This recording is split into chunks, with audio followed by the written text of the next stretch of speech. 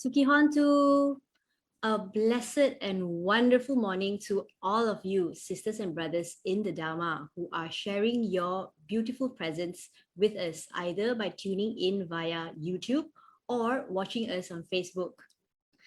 Welcome to our Dhamma Talk, organized by Shah Buddhist Society. My name is Karin, and I am absolutely excited and a little bit nervous to be your host for today. So let us start by chanting together as a mark of respect for the great compassion and wisdom of the Buddha, and also to reaffirm our faith in the three jewels.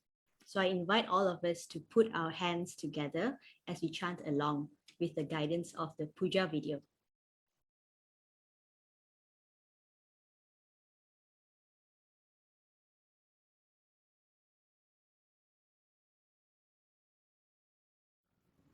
Sadhu, sadhu, sadhu.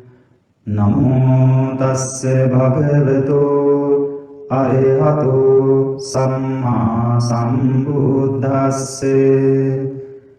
Namo tasse bhagavato arahato samma sambuddhasse.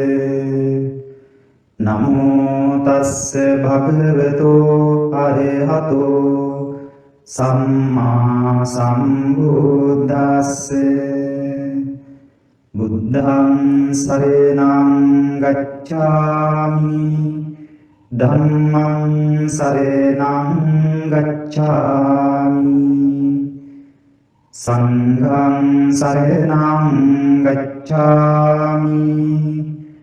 Dutiyampi buddhang saranang gacchami, dutiyampi dhammang saranang gacchami, dutiyampi sanghang saranang gacchami, tatiyampi buddhang saranang gacchami, tatiyampi dhammang saranang gacchami, tatiyampi sanghang saranang gacchami.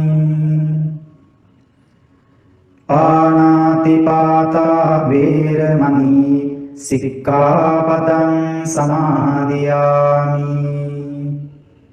Adinādānā vēramaṇī sikkāpadang samādhiyāmi. Kāmesu miccācārā vēramaṇī sikkāpadang samādhiyāmi. Musāvādā vēramaṇī sikkāpadang samādhiyāmi. Suramēraya majjapamā dattānā vēramaṇī sikkāpadang samādhiyāmi. Itipiso bhagavā arahang sammā sambuddho viññācarena sampanno sugato lokavidu anuttaro purisa dhammasārati sattā deva manussānaṁ buddho bhagavāti. Svākkāto bhagavata dhammo sandintiko akāliko ehi passiko openayiko paccattam veditambo viññūhīti. Supatipanno bhagavato sāvaka sangho Ujopatipanno bhagavato sāvaka sangho Ñāyapatipanno bhagavato sāvaka sangho සාමීචි පටිපන්නෝ භගවතෝ සාවක සංඝෝ යතිරං චන්තාරි පුරිස යුගානි අට්ඨ පුරිස පුංගලා ඒස භගවතෝ සාවක සංඝෝ ආහුනේයෝ පාහුනේයෝ දංකිනේයෝ අංජලි කරණීයෝ අනුන්තරං පුඤ්ඤං කෙන්තං ලෝකස්සාති සාදු සාදු සාදු.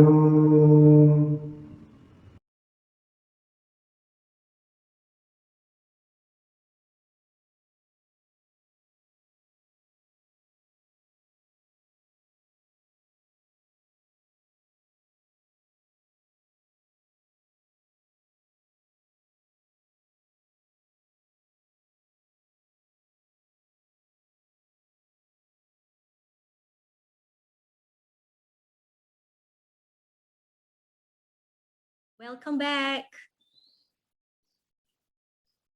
Welcome back. We are very fortunate to have Venerable Sayalay Susila today, who will be talking to us about something each and every one of us will be experiencing in this lifetime, the process of birth and death. So, speaking of birth and death, I wonder if any of you have, or your loved one has given birth or lost someone you know during these pandemic times. So feel free to put it in your chat. 1, given birth, and 2, lost someone you know. 1, given birth, and 2, lost someone you know.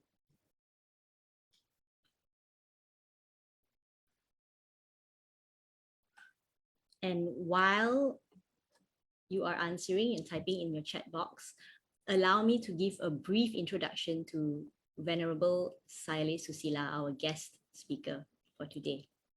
So, Sayalay Susila is the founder of Appamada Vihari Meditation Center in Penang. She was born in Pahang, Malaysia in 1963. While studying mass communication at the University Science Malaysia, Sayalay developed a keen interest in insight meditation. 3 years after graduating at USM, she was ordained as a nun at the age of 28. She was trained in Myanmar for about 15 years under Venerable U Pandita Sayadaw and Venerable Pa'auk Sayadaw. Over the years, she practiced various meditation methods, and she studied the Abhidhamma, the Pali language, and ancient discourses. Sayalay has traveled internationally teaching the Abhidhamma and conducting meditation retreats. And she has also written several books in both the English language and the Chinese language, including Unraveling the Mystery of Mind and Body through Abhidhamma. So as we are about to start with the talk, let me just outline what will be happening in the next 2 hours. For the first part of the talk, we will be playing a live recording of a very insightful talk delivered by Sayalay herself on this topic. This video will take about 1 hour, 15 minutes. After that, Sayalay herself will come on to the show and answer any questions that you pose and have an interactive discussion with all of us.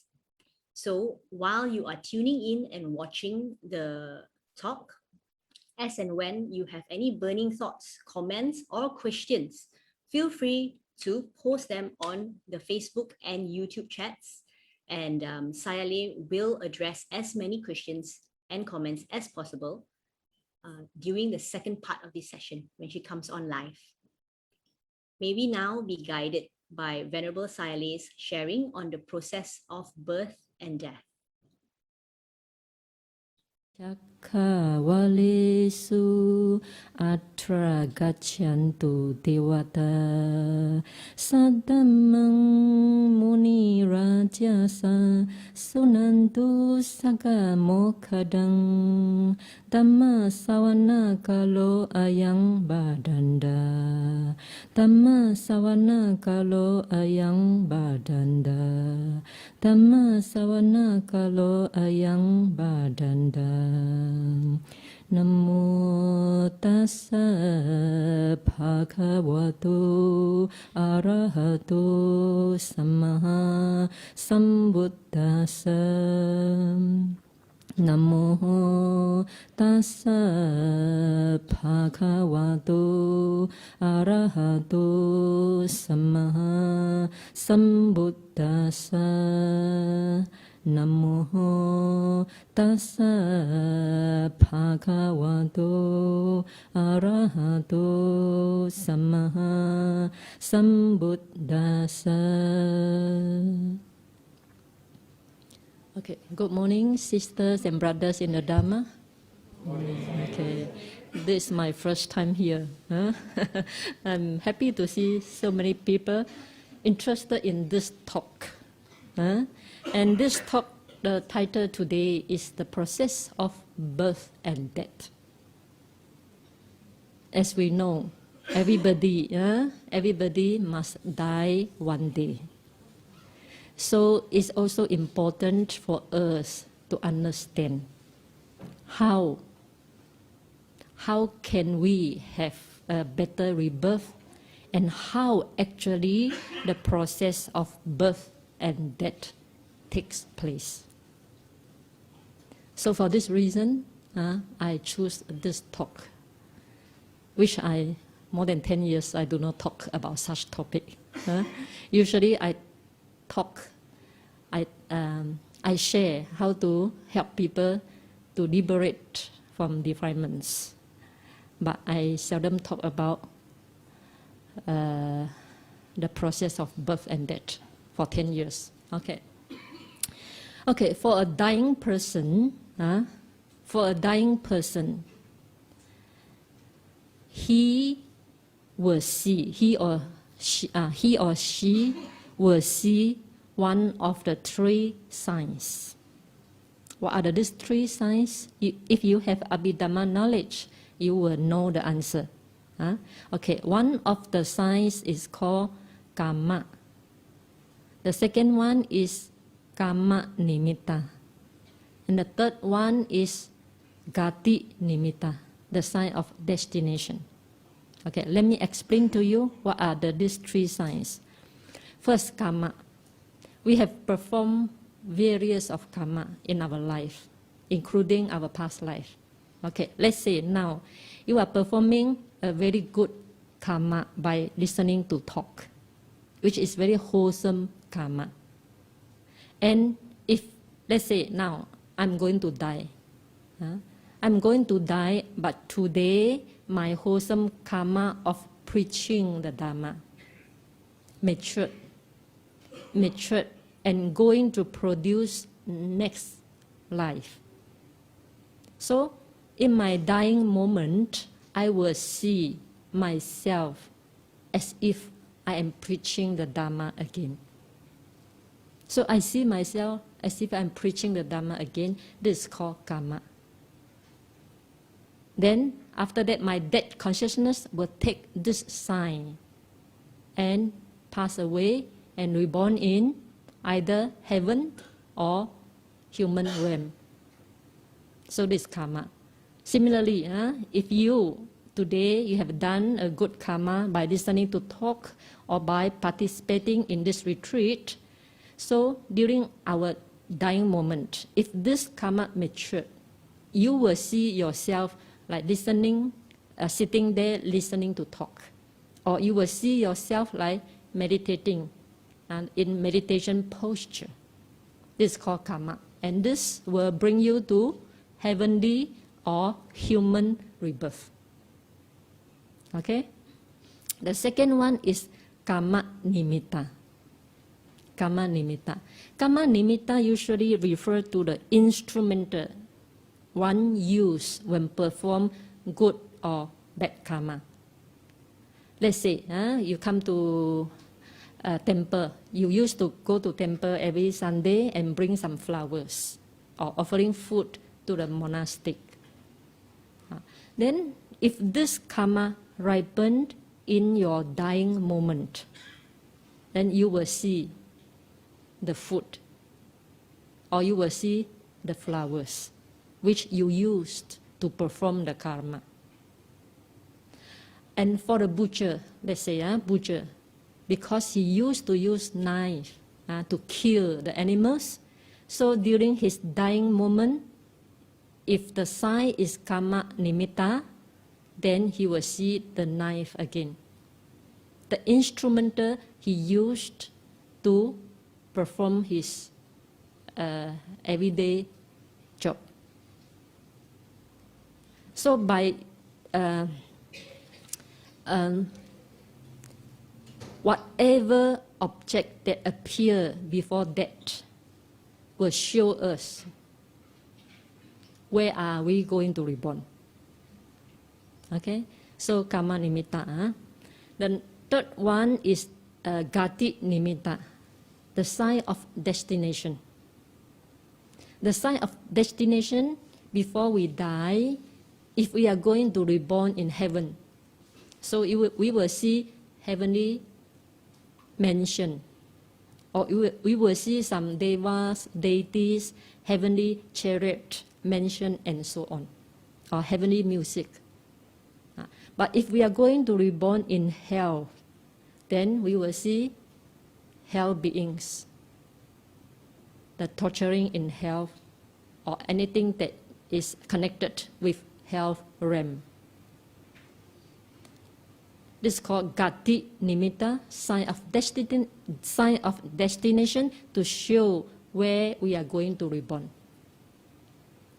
Let's say a dying moment, if he see a forest, and what does it mean? Forest. If you see a forest during our dying moment, if we see a forest, what does it mean? Are we going to reborn in happy destination or unhappy destination? Happy. How come happy? So when you see forest, what do you think? You will reborn. Maybe you can, those who stay in the forest are monkey, tiger, some more, lion. Yes, but chances is very rare. Scenario. So sometimes 50-50. Maybe 50 reborn as animals, 50 reborn as like hermit, recluse. But it also depends on that karma. If it's good karma that produce that sign, then it's good destination. But if that sign, the sign of destination, is produced by unwholesome karma, then maybe it's animals. So these are the three signs that everybody will see. When I explain this to, when I was in USA, I give this talk, also process of birth and death. And after that, one of the Americans approached me, and he told me that, sister, my mom was a very staunch Christian, very devoted Christian for more than 30 years. Before she died, she said a sentence which I cannot understand for 30 years. Then he told me that my mom said that the God did not forgive me. Her mom said before she died, she said the God did not forgive me because she's Christian, right? But she can't understand why. Because she's such a devoted Christian. His son think that her son think that she must be reborn in heaven. How can the God did not forgive him, do not forgive her? So after listening to my talk, he started to understand.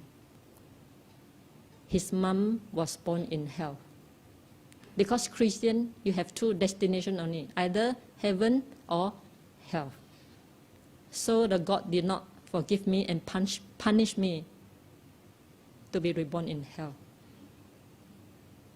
Okay, this one story, real story. Another real story is when I was in Australia, after I give this talk many years, more than 20 years already. And after that, one devotee approached me and tell me, he said, "Sister, my husband died of cancer. But before he died, he always say, very bright, very bright. At first, I don't understand. I go and switch off the light."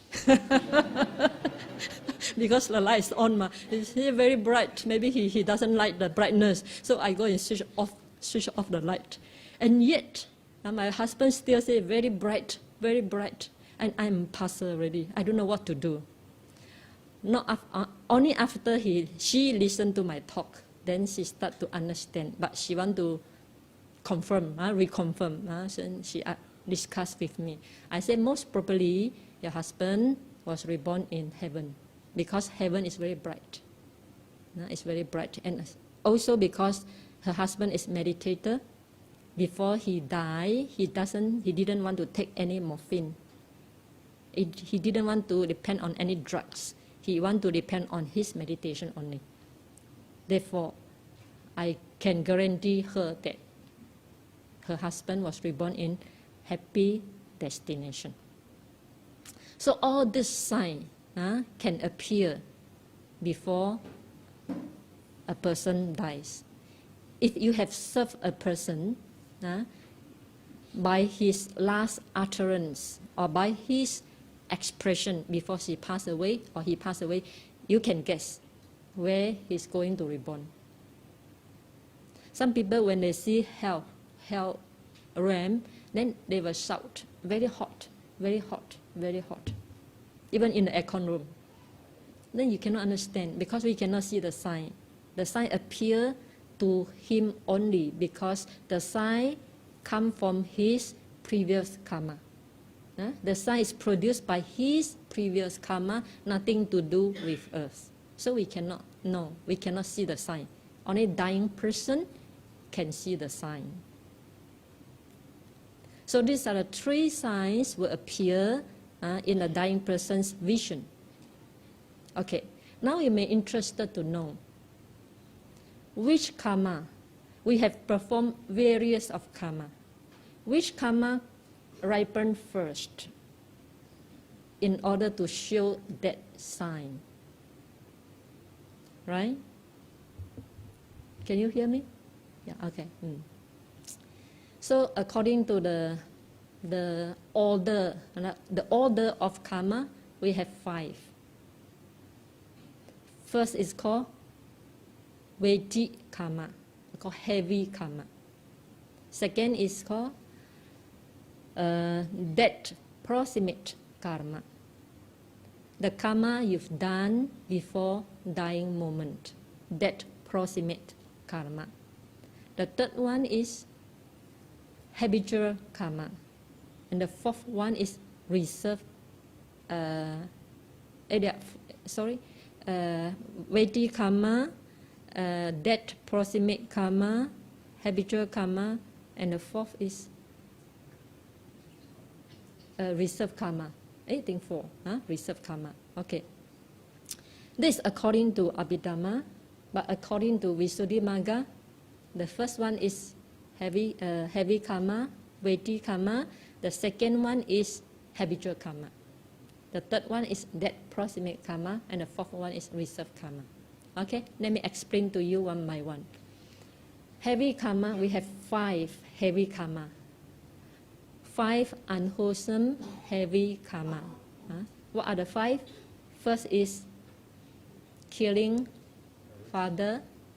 Second, killing mother. Third, killing arahant. Fourth, causing bleeding on Buddha's body. Then the fifth is creating schism in the Sangha. If anyone who has done one of the 5 Vedic karma, he is bound to reborn in hell. No one can escape from it. Like Devadatta has done 2 heavy karma. One, Devadatta has caused the breathing from Buddha's body. When Buddha was walked under the vulture hill, then Devadatta pushed a rock down. Then a splinter of rock hurt Buddha's toes. They caused breathing. This is one heavy karma. The second heavy karma Devadatta performed is creating a schism. When Buddha and his disciple, when the Sangha community is having patimokkha, then Devadatta came and separate the Sangha into 2. This is called creating a schism in the Sangha. And before Devadatta died, he felt remorse over all his bad deeds he had performed. So he has eagerness to ask forgiveness from the Buddha. And he asked his disciple to carry him to go to Jetavana monastery, wanting to ask forgiveness from the Buddha. And Buddha's disciple knew, and they all reported to the Buddha, Devadatta is coming. But Buddha said, he has no chance to see me because of his 2 heavy karma.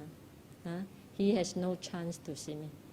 So before Devadatta arrived at Jetavana monastery, the earth opened and Devadatta fell into the Avijji hell.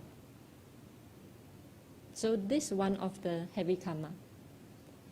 This heavy karma is sure to reborn, is sure to ripen in our next existence. Another one is Ajatasattu.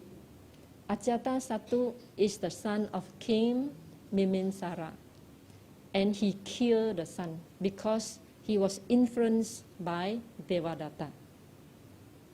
Otherwise, Ajatasattu is a good person.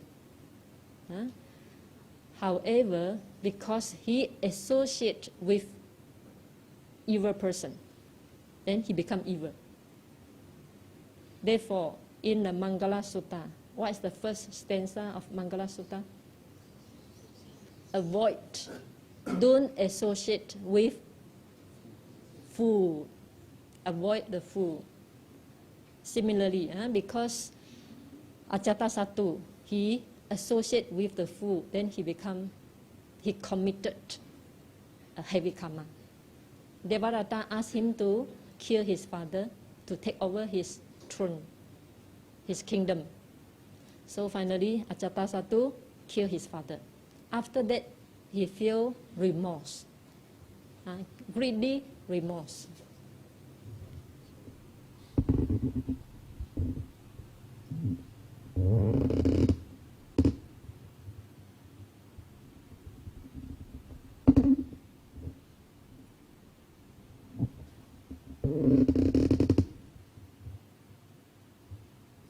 Okay, testing.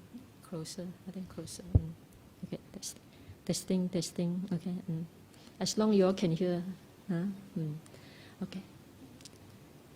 Then the Ajatasattu's minister urged Ajatasattu to go and see Buddha. So Ajatasattu went to monastery to see Buddha. When he arrived, he was so shocked.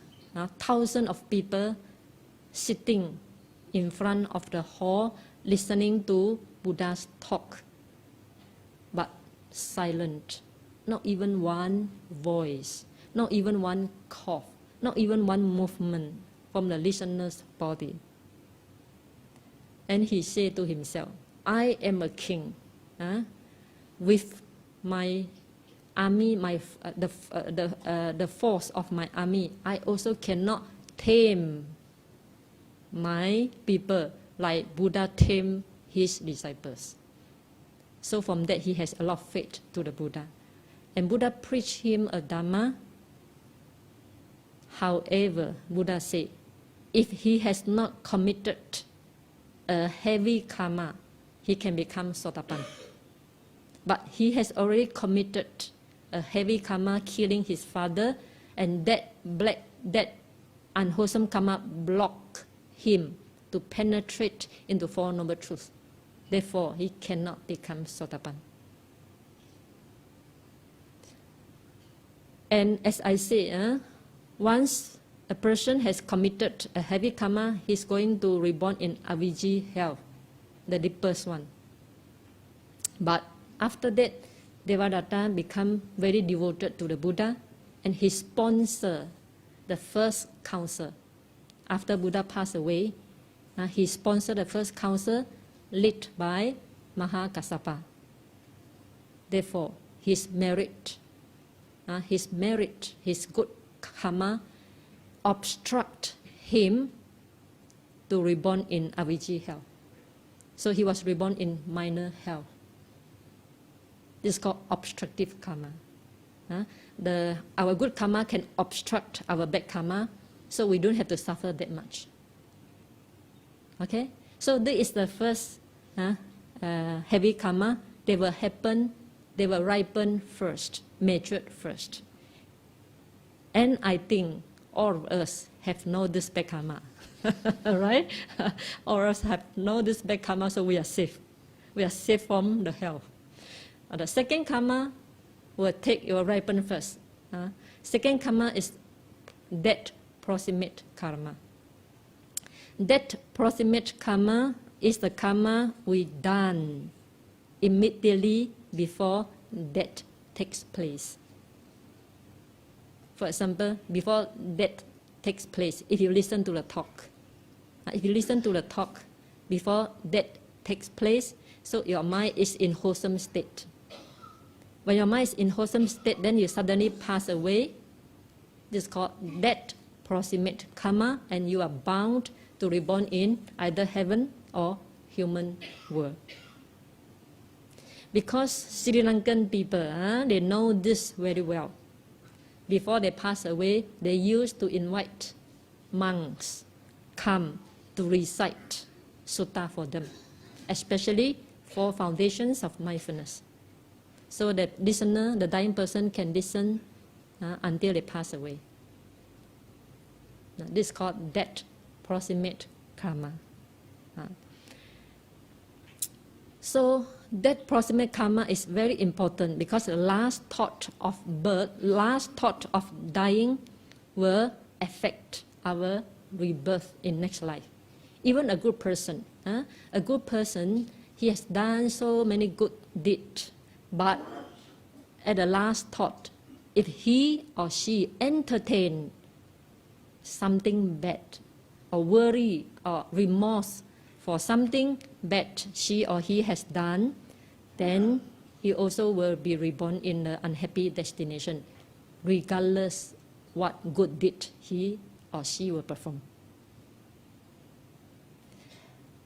Similarly, if a bad person, if a person has done a lot of unwholesome deed, but at his dying moment, he is lucky enough to recollect one of the good deeds and forget all the bad deeds, can remember just one, also will bring him to the happy destination in next life.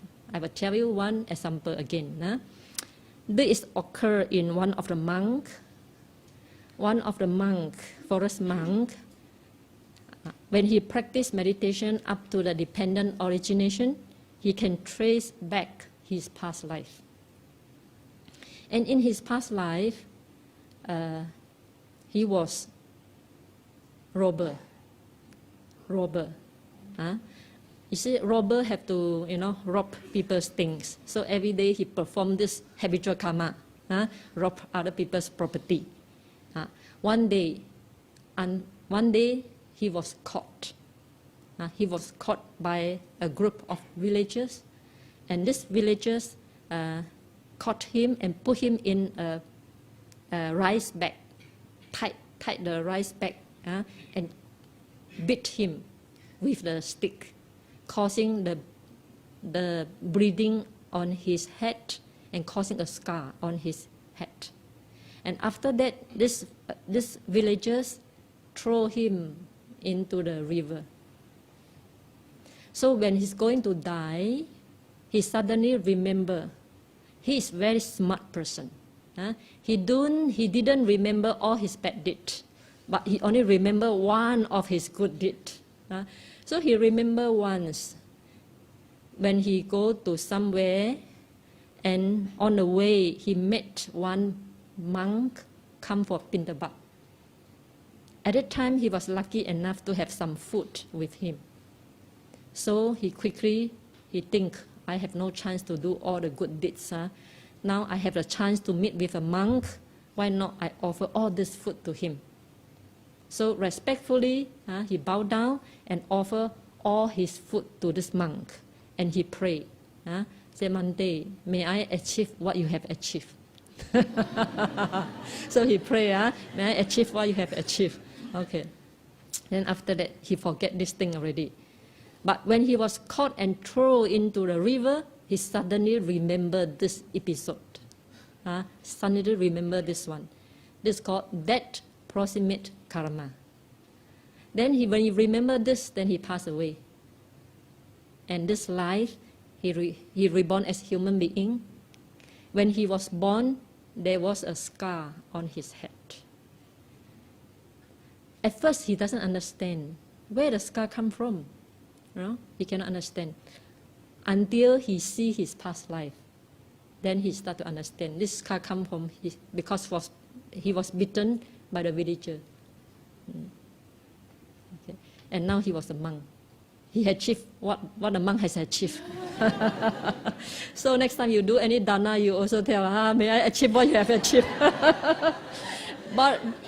But if the monk has achieved nothing, then you also achieve nothing. Okay. So better choose those you think Arya person. Then you pray, I achieve what you have achieved. So easily you can achieve. Okay. So this is called death proximate karma. I'm not going to tell all the story. Otherwise, I'm here only to tell story. I have more important thing to tell you. So I'm going to move on to third karma, habitual karma. Habitual karma, if there's no death proximate karma, then the habitual karma will take place. Habitual karma means what we have done, what we do every day. For example, if you how to say, if you are a doctor, then your everyday habitual karma is treating a patient. And if you are a butcher, then your everyday karma is killing animals. And if you are a fisherman, then your habitual karma is catching the fish. It's called habitual karma. Okay. So this habitual karma, during our dying moment, this habitual karma is very powerful because it's every day. We do it every day, so it becomes potent enough to produce our next rebirth. Therefore, a smart Buddhist always check his professional. Whether my professional is it creating akusala, more akusala, or more kusala. Because this is your habitual karma. Every day you do one. So some people, in order not to perform many unskillful karma, they change job. They don't want. They are far-sighted. They see very far. They not only see this life, they also see next life, life after life. Okay. So habitual karma, if a butcher, then he will see knife. He will see he himself. If he sees knife, it's called kamma nimitta. And if he see health ram, is called gati nimitta, the sign of destination. And if he see himself like slaughtering animal, it's called karma. Then he will be reborn in bad destination. I heard one of the story, a real story, a Vietnamese woman, she always slaughter animal. So before she died, and her voice suddenly changed, like animal's voice, screaming like animal before she died. This already show that she's going to reborn either in animal world or in hell realm. This is called habitual karma. Okay. Then, if there's no Vedic karma, no death proximate karma, no habitual karma, then reserved karma will ripen. What is reserved karma? Reserved karma means the karma we have done once or two or thrice, 3 times in our life, but we soon forget. However, during dying moment, this reserved karma suddenly ripened, suddenly matured, and produce his next rebirth. Then it will appear in the dying moments mind as kamma or kamma nimitta or gati nimitta. And this person will pass away and reborn according to his action. Okay? So according to the order of the karma, if there's no Vedic karma, then death proximate karma will take place. If no Vedic, death proximate karma, then habitual karma will ripen first. If no habitual karma, then reserved karma will ripen first. Suppose, let's say, you keep a group of cow inside the cage. Then early in the morning, you open the door. Which cow will come out first? Which cow will come out first? Nearer to the door. But if nearer to the door and there's one very strong cow, push him away, then the nearer to the door also cannot come out. Right? So the strongest one, the strongest cow will come out first. Strongest cow means Vedic karma. But if there's no strongest cow, then the one near to the door will come out first. And if there's no one near to the door, no any cows near to the door, then which cow will come out first? Habitual cow. I never heard this habitual cow. The cow who always keep an eye when the door open, this cow will come out first. This is only the simile to tell you what karma will ripen first. Okay. So the dying person will grasp this sign, one of the 3 signs I mentioned. The dying person will grasp one of the 3 signs and pass away, reborn according to his karma. Okay, now a question for you. When rebirth takes place, is the same person from the past life or completely different person? What's your answer? Different person. Different person, and how can I remember my past life? Right? If different from my previous one, I cannot remember at all because I am not this person. So cannot be different person. So can it be same person? Can it be same person? No. Okay, because you are Buddhist, you know it's not the same person. If it's the same person, this is called the view of eternality. Wrong view of eternality. But if you say that this same person is the person who takes rebirth is another person, nothing to do with the previous life. This is also another wrong view. Wrong view of what?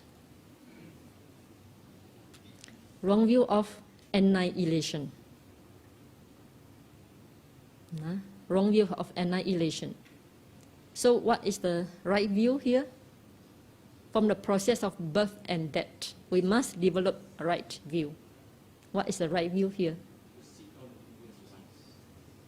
Buddha said, Avijja paccaya sankhara, sankhara paccaya vijnanam, vijnana paccaya nammarupam, nammarupa paccaya salayatanam. This is the right view. Dependent on ignorance, volitional formation arise. So from here, I want to give example. What is this ignorance? For dying person, his mind grasps on that sign. Why his mind want to grasp on that sign? During our dying moment, everybody afraid of death, right? So we don't want to die. We want to grasp something that can let the life continue. So why this person want to let the life continue? Because of ignorance. What ignorance? This person, dying person, he does not understand the danger in any existence. There's danger in any existence, whether it's Brahma existence, Deva existence, human existence, not to speak four woeful states existence. So Buddha said there's danger. Why? Because when there's birth, then there is death. And nobody wants to die. So if you don't want to die, if we don't want to die, then we don't reborn, right? But this dying person, he doesn't understand this point. He wants to be reborn again and again. So his mind will grasp on this nimitta, so his mind can hold on something so that rebirth can take place. This is called ignorance. Not understand the danger inherent in any existence. Or another word, not understanding for noble truth. What is the first noble truth? The truth of suffering. He doesn't understand life is suffering. Whatever existence is suffering. This is the first noble truth. So ignorance covers the truth of suffering. Okay, so ignorance is the root cause. Avijja paccaya sankhara. Because of ignorance, karma formation. Because of ignorance, so we perform karma. We perform wholesome karma. When we perform wholesome karma, sometimes we pray. Just like the robber, he pray. Seldom people pray, may this life my last life. Seldom people pray like that. Most people say, may I be reborn in heaven, enjoy heavenly bliss. Then, or may I reborn in human world again and to meet the one I love again. So everybody keep on praying, having another life, another life. Very few people pray, may this life my last life. You ask yourself, you know. Okay? This shows that why? This shows that we crave for life. We are not aware, even we aware, life is suffering, otherwise you don't come here to listen to the Dhamma. You prefer enjoying sensual pleasures outside. So as a Buddhist, we understand life is suffering, but that understanding is not strong enough for us to let go the enjoyment of sensual pleasures. Okay, so this dying person, he doesn't understand life is suffering. He doesn't understand the Four Noble Truths. Therefore, he perform karma, good karma, avijja paccaya sankhara, dependent on ignorant karma formation. So he perform good action, and whatever actions, whether good or bad, leave behind karmic energy. This karmic energy lie dormant, not manifest yet. So this karmic energy following a person's mental stream. The mental stream cannot stop one. Mental stream will continue to flow. The body can change, but the mental stream is continuing flowing. So this karmic tendency follow this person. And sometimes this karmic tendency will ripen in this life or life after. We do not know. We have to wait until the condition ripen. So suppose this person, because of ignorance, he performed karmic formation. He pray next life to be reborn in heaven. And when he pray next life to be reborn in heaven, he has craving for life, right? Otherwise he wouldn't pray for another life. So when there's ignorance, ignorance is always associated with craving. The craving is the origin of suffering. The second noble truth. The first noble truth is the truth of suffering. The second noble truth, the origin of the truth of suffering. What is the origin of the truth of suffering? Craving. And we have three types of craving. One is craving for sensual pleasures. Another one, craving for existence, craving for life. These two, in fact, very close. We crave for life. When we have life, only we can enjoy sensual pleasures, right? Only for human being. But for Brahma, they don't crave for sensual pleasures. Okay. So whenever we say there is ignorance, craving is always accompanied, associated with ignorance. So this person will perform karmic formation, and when this karmic formation ripen, then produce rebirth consciousness. Depend on ignorance, karmic formation arise. And when this karmic formation ripen, depend on karmic formation consciousness. What is this consciousness? One is rebirth consciousness, new life. And also there are 6 types of consciousness: eye consciousness, ear, nose, tongue, body, mind, and so on. So all this consciousness will arise because of karmic formation we have performed in our past. Is this consciousness a person or not? A being or not? A permanent soul or not? Yes or no? Yes or no? No. No. This consciousness is the effect of a cause. What is the cause? Ignorance is the cause. Craving is the cause. Karmic formation is the cause. So this cause combine together and produce the effect we call consciousness. Therefore, consciousness is not a permanent soul. Therefore, the rebirth is not a transmigration of one soul to another. This is right view. We have to, if we say the same person, this one extreme, we call the wrong view of eternality. If we say there's nothing to do with the previous life, different person, this another extreme we call the wrong view of annihilation. So avoid these 2 extremes. Buddha preach depend on ignorant karmic formations. Depend on karmic formations, consciousness. Depend on consciousness, mind and body. So the new being comes, appear in new existence. Okay. So many people, even though Buddhists, they still assume it's the same person take rebirth. Even during Buddha's time, there was a monk called Sati. Sati, one day he proclaimed, he said that it's the same consciousness who transmigrate from one life to another life. And his fellow monk told him that, no, Buddha never say like that. You shouldn't say like that. I said, yes, according to my understanding of Buddhism, is the same consciousness, the same soul that transmigrate from one place to another. So the fellow monk cannot convince him. Then they have to report to the Buddha. Then Buddha said, okay, call him to come. Call him to come.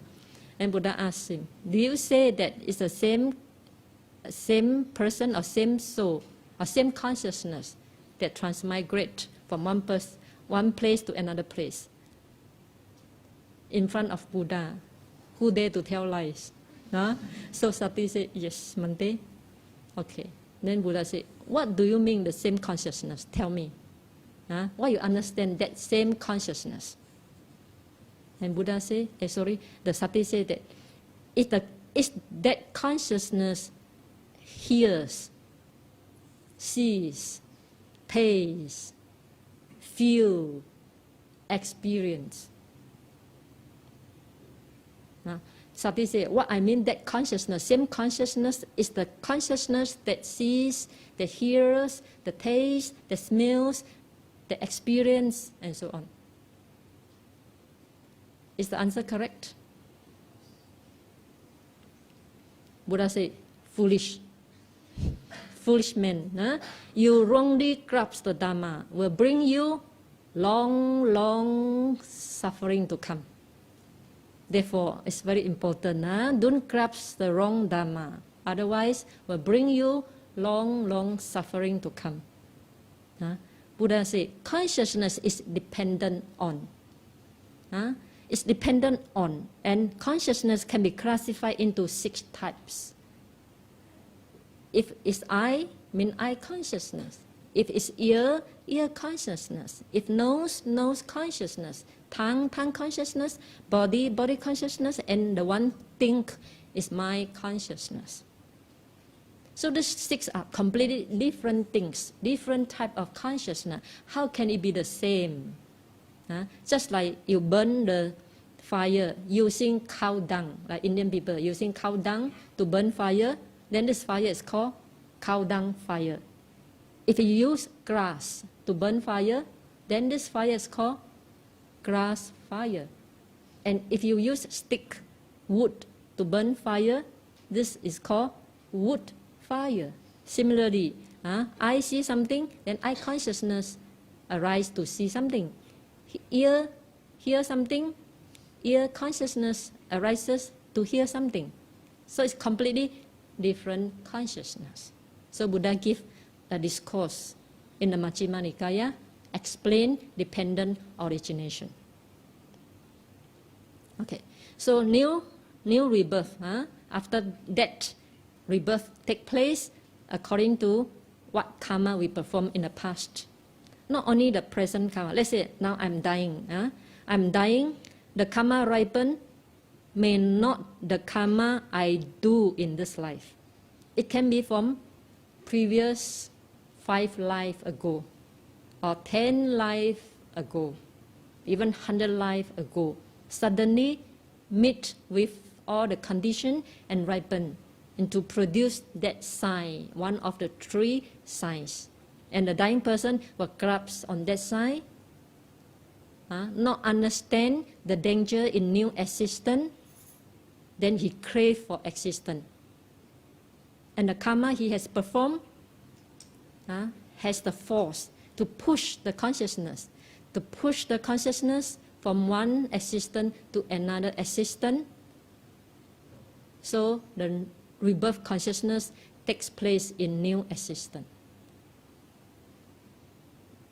And the first, when the new life appear in a new existence, and the first mind and first thought process, the first thought process in the new being is craving for the existence as well. This means that when we are first born, we already have very strong craving in us to crave to this life. Therefore, we don't want to die. Okay, so this is the true picture of process of birth and death. I think I want to stop here and allow you to ask questions. Because this is connected with our life. We are going to die soon. We better make clear everything so that we can have a happy death, and happy rebirth. Okay? So any question? So 3 sadhus for a good Dhamma talk. Sadhu, sadhu, sadhu. May we now open the floor for questions, and remember to keep your questions short, and so that everyone can ask as many questions as possible.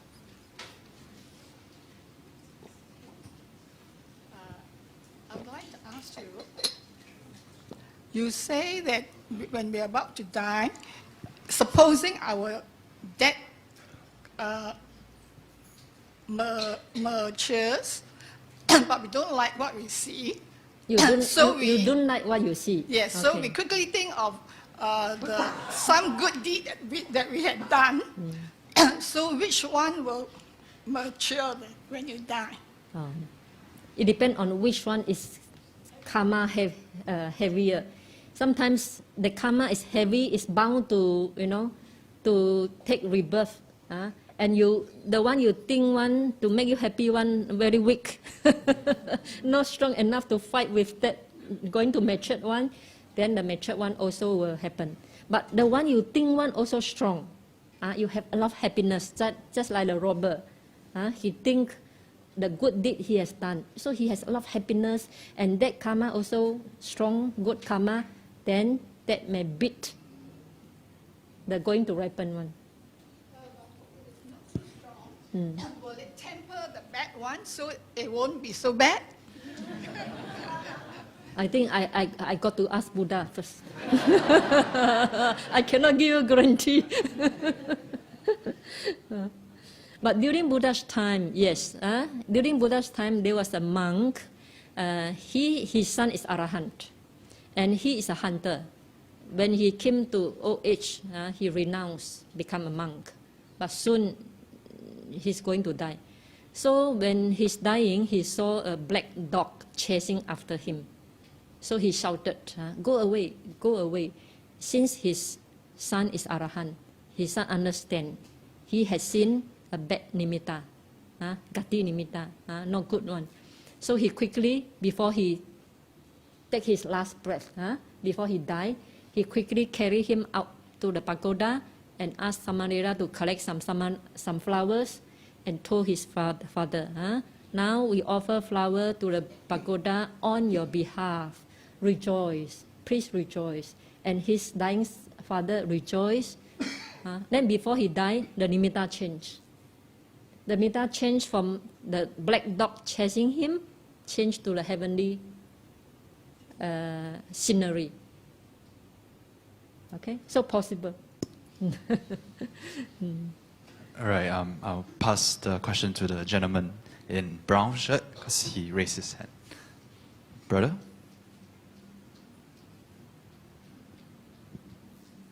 Is there something that you can do to Dying improve? person? Yeah. Yeah. You can invite monks to recite, but not enough monks for you to invite. So you can remind your dying parents all the good deeds they have done. I tell you another story, okay, to inspire you. Okay. There was a king in Sri Lanka. He is devoted Buddhist. Whatever good deeds he has done, he record down. Record it down. I have built one pagoda. I have offered to 1,000 monks. I have offered robes. What day, which time? He write down. So after so many years doing good deed, very thick book already. So before he passed away, he asked his minister, "Read for me all my good deeds." So his minister read one by one. He's full of joy, full of happiness. Then he died, go to heaven. So today you go back, I come to BF, attended the talk. One good deed. Join the retreat, second good deed. Write down all your good deed and give to your son, and remind me if I die, please read for me. Even the king do like that, right? It's a real story. So this is what you can do. Write down everything and tell those who are close to you, in case something happen, then read for me. Secondly, you can ask a dying person to do some good deed. before he died. Maybe say, Mom, can I help you to do some good deed? I go to monastery, offer something, offer to the monastery, or offer food to the monk. I do for you. Please rejoice, rejoice, rejoice. Okay? Or you can helping the dying person by radiating metta to them, if your metta is powerful. Okay? Don't after radiate, might go somewhere else. So you sit beside the dying person, you say metta to him. Help him to calm down his mind. Or you, before dying, ask him to take 5 precepts. It's also very powerful. Taking 5 precepts is also very powerful. Even a moment, if you committed to this 5 precepts, also can bring you to happy existence. So these are the few things you can do for a dying person. Okay? All right, the next question, I believe there was a brother in the middle. Yeah.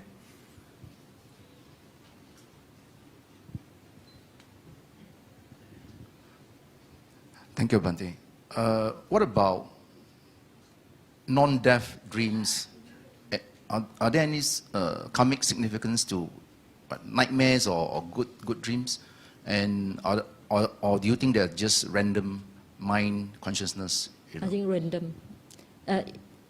To be counted as karma, intention must involve cetana.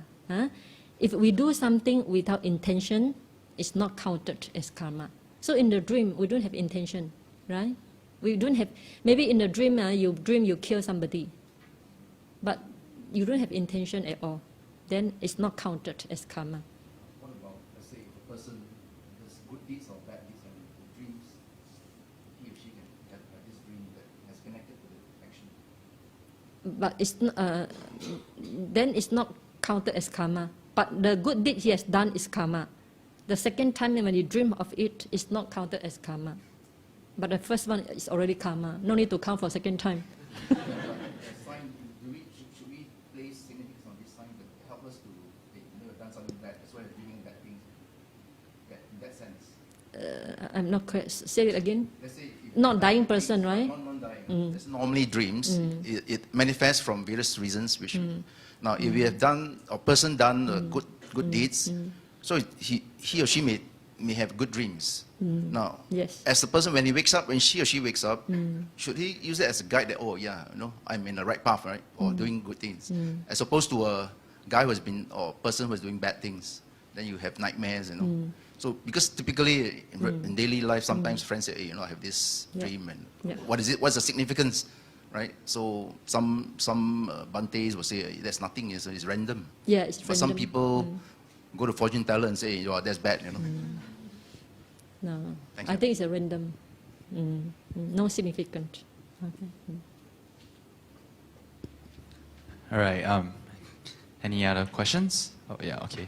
I guess there's a lot of questions today. I'll start with the lady in front and to the gentleman at the back. What if the dying person does not want any more existence? What should he... Say it again. What if the dying person does not want any more existence? Oh, it's not up to you. It's not up to you. As long as karma not exhausted, the rebirth will continue. I also don't want, but it's not up to me. Only when I attain arahantship, then I can. I no more existence. Okay.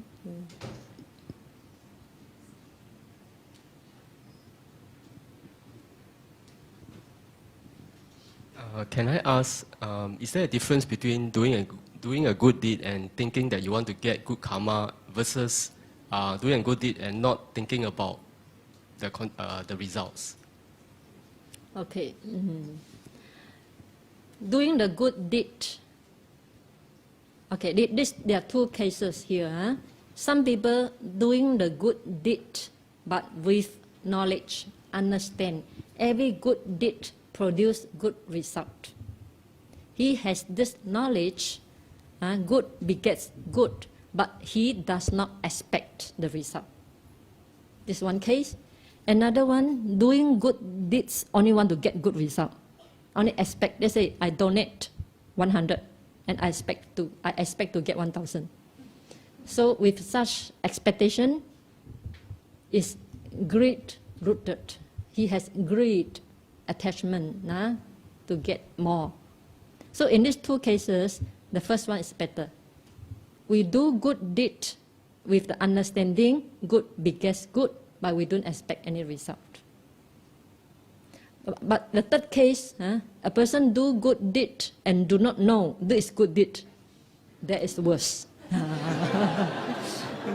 This doing good deed without wisdom. He doesn't know even this is a good deed. This according to Abhidhamma is without wisdom at all. So the best one is we know it's good deed and we do it without any expectation. We do it out of our metta, want to help other people, and also to get rid of our attachment to our property. This is the best idea way of doing good deed. Okay. Questions? Okay. Wait. Just after that question, I want to clarify. Can we pray after we did the good deeds? Yes, you should pray like a monk. Okay. You should pray. So it's not something like expectation. It's just purely pray. Right? Depend on what you pray. Depend on what you pray. Can you Let's give say, some example? Let's say what you want to pray. Let's say.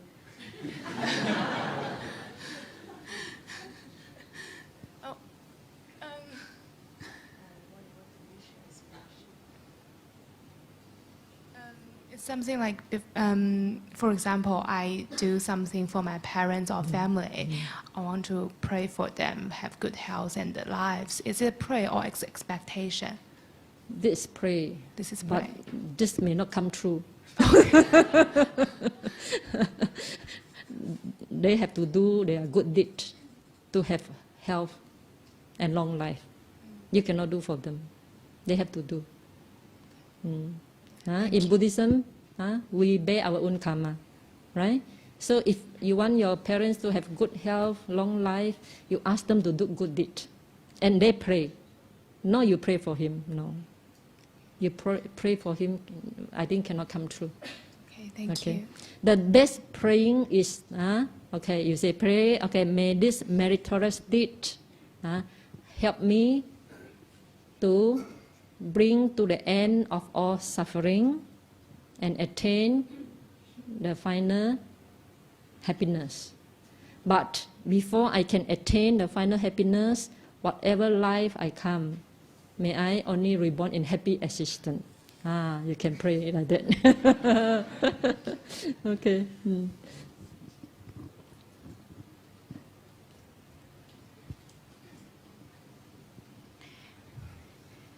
I wish to ask a question. If the person is already died for 3 days. For 3 days, okay? Yeah, he already died for 3 days. Okay. I done the recite for 3 refuges and the 5 precepts and this Utipiso to him. So will the dead person still receive what my recites to him? Understand? Okay. Okay, this question has been asked many times. According to Theravada tradition, only one type of ghost can receive our transfer of merit. Not everybody can receive. Let's say, if my mother died, my mother was reborn in heaven. She doesn't need our transfer of merit. She's more happy than us. She has better karma than us. We don't have to transfer merit to them. Then also, so not necessary. And if my mom was reborn as animal, she also cannot receive my transfer of merit. If she was reborn in health, she also cannot receive my transfer of merit. If she was reborn in human beings, now she is in the mother's womb. She also cannot receive my transfer of merit. Right? So only one type of hungry ghost who live depend on other people's transfer of merit. This type of person can receive. But however, we do not know. We do not know, so better do. right? For the safety of her, we do not know where she takes rebirth. So we better do some good deed. And transfer merit is not by just reciting 3 refugees. You have to go to monastic, offering food, offering robes, offering temple, some requisite to the temple. So that this hungry ghost, in case he has no food, then he can have something to eat. If he has no clothing, then he has something to wear and somewhere to stay. Okay? All right, questions? Thank you, Venerable, for the talk. So I understand that the rebirth is somewhat very driven by all different types of karma that the person have accumulated over his lifetime. So, but on the other hand, I also understood that in mostly Mahayana context, there is a state where either 7 days or 49 days after the person died, you can still, the living person can still do either transference of merits or prayers to help this person who has passed away to be to change the state of where he or she will be rebirth. Right. So, could you comment on this thing? This like 7 days one. This must be. I think this must be in according to Theravada tradition. This like 7 days. This 7 days he must be reborn as like ghost, hungry ghost. So by transferring merit, yes, sometimes if you offer to a very virtuous person and your offering is also lawful, right? It's not from unlawful means. Then this hungry ghost can accept this and liberated from the hungry ghost world. It's possible, but is it necessary 7 days? That's not mentioned. Usually we immediately we do it. We didn't drag up to 49 days, 7 days. The moment our parent passed away, we do it immediately. If he can receive, then he can escape from the suffering world. Or even he cannot escape, then he has something to wear, something to eat, something to to stay, so on. Okay. Okay. Next questions. There was a lady in the back.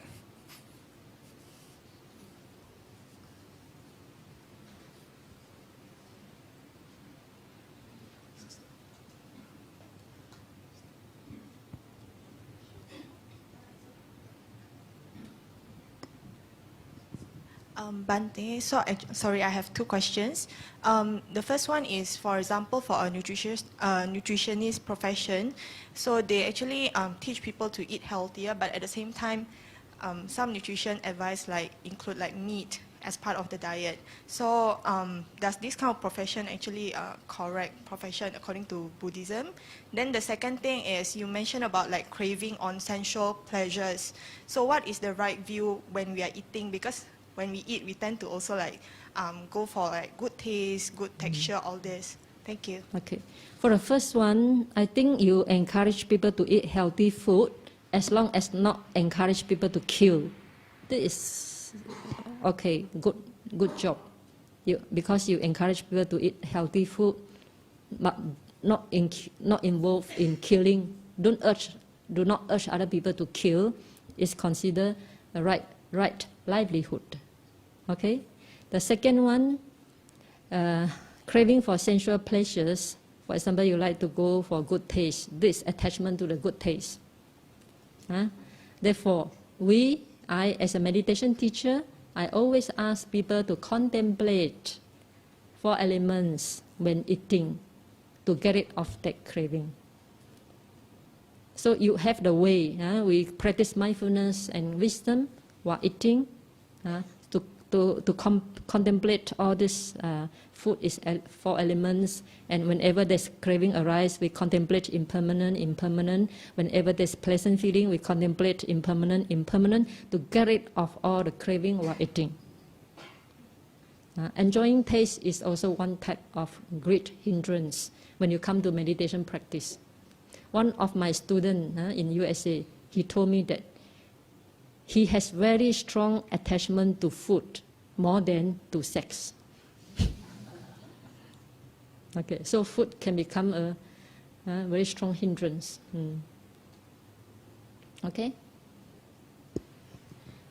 Hi, Bante. It's just out of curiosity because we live in Asia context, right?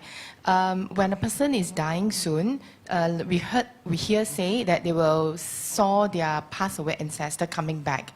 Yeah. So their ancestor has really passed away many years. They may have went through few rebirth. But is it true when we see someone has already passed away coming to a sick person, it's times for them to be going to pass away soon? Is it real or is hallucination? 50-50 maybe. Sometimes we cannot say he has passed away for so many lifetime because if he was reborn in heaven, the lifespan in heaven is very like one day, 50 years in the human world, only one day in the heaven. Sometimes 100 years in human world, only one day in the heaven. So to them it's very short, to us it's very long. So the same person, like heavenly beings, they can transform themselves and come down to the human world. If you are reborn in heaven, they know you are going to reborn in heaven, so they can come down just to receive us. Possible. Okay. All right. So as it's approaching noon, Venerable may need to consume her lunch. Oh, sorry. I have something to say. Oh, sorry. Okay, sorry. About the process of birth and death, I have stated it very clearly in my book. Because now time is very short. I cannot explain as clear as in my book. So I want you to, if you want to know better, you can have my book, Unraveling of Mystery of Mind and Body. They will display outside later on. And also another book, The Path to Happiness, because today is also one day retreat, right? So in order to make progress in your spiritual pursuit or spiritual path about your meditation, you need to have very clear understanding of the practice, especially the 5 aggregates. Introduction to 5 aggregates, I write it very clearly in my book, The Path to Happiness. Without understanding the 5 aggregates, I don't think you can progress fast. Why? Because 5 aggregates is the truth of suffering. And Buddha said, the truth of suffering must be fully known. The truth of suffering means these 5 aggregates of clinging must be fully known. Otherwise, you don't have the desire to liberate yourself because you don't understand suffering. To you, life is happiness. To Buddha, life is suffering. What we see and what Buddha sees completely different because we have a thick layer of defilements, we have thick layer of ignorance, so we cannot see true. We cannot see clearly. Therefore, to understand and for you to make progress in your path, it's better to understand well 5 aggregates of clinging, and this is clearly explained in my book, The Path to Happiness. But for the death, for the process of death and birth, I have explained it very clearly in my book, Unraveling the Mystery of Mind and Body through Abhidhamma. In this book, there's also one topic about Anapanasati, because we are practicing Anapanasati. So this book also mentioned from the very beginning how to practice Anapanasati, then what will you encounter when you make progress, up to the attainment of jhana. And also another topic we call, which is my favorite, moment-to-moment practice. As a layperson, we don't have so much time to sit on a cushion. So we must cultivate a skill how to practice in our daily life when we are moving around. So that I also show in my book under the topic of moment-to-moment practice in Unraveling the Mystery of the body, Mind and Body. So if you want to know clearly and you want to know more in detail, we will display the book outside. You can have it. Okay, thank you so much. So may we now put ourselves into Anjali position, and we will do the closing puja. Welcome back. I am your host, Karen, and thank you for watching and staying tuned. We have now come to the second part of the session, and with me now is Sayalay Susila herself. So I'd like to invite all of you to put our palms together to welcome Sayalay. Sadhu, sadhu, sadhu. Welcome, Sayalay.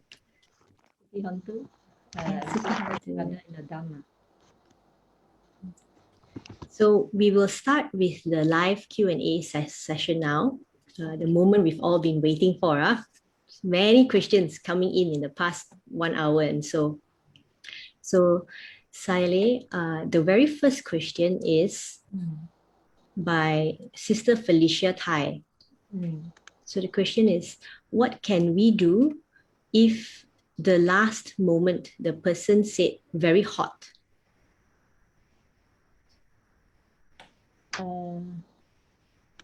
Okay, so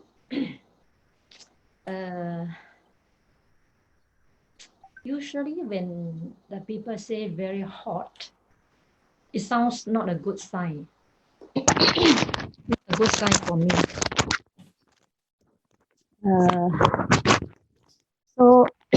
But I cannot say definitely that it is from the hell, right? It also we also must see the dying person's facial expression. If he screamed with he screamed and say very hot, I guess that is not a good destination for him. But if he say very hot with very soft-hearted and with smiling in her face, then I think it's a good destination. So I definitely cannot say 100% this person go to unhappy destination, but I think maybe out of the 70% or 80% is unhappy destination. So to make sure the facial expression is also very important to decide which destination he takes his rebirth. Okay. Okay, next. Okay. Now, the next question. As children who are in the Buddhism path, how and what to do for anyone or parents who are about to pass away, especially those who follow Taoism? This is a question posed by Brother Ah Tek Tan. This question, I think my family member also from Taoist. So my parents, they also follow the Tao. When they die, then my sister, my brother all held the Tao funeral type of gathering, not follow Buddhism. But that is not important because people has already dead, right? So to help as a Buddhist follower, to help the living parent who not yet die is closer to death. It's important to tell them the good deed they have performed. Whether you are Taoism or whatever religion, now everybody do some good deeds, right? And the good deeds make us happy. Disregard what religion you are. So before dying, whether you are Taoism or Buddhism, Christian, I think to remind the dying person all the good deeds you perform is a very good way to help them to have better rebirth. But after that, whether they do the Taoism's celebration or what, that is not important already, because according to Buddhism, this person has already taken rebirth. Okay, next. Because there are so many questions, so I cannot explain one question very long. Otherwise, I can't finish. Okay, third question. Okay, the third question, Sayalay, is a question by Pan Kao Ngan. Due to the Dhamma talk today, you mentioned kamma nimitta. What is the difference between this nimitta with anapana nimitta? Okay, Anapananimitta is a light come from the nostril. That sign of nimitta is will help a yogi to attain jhana.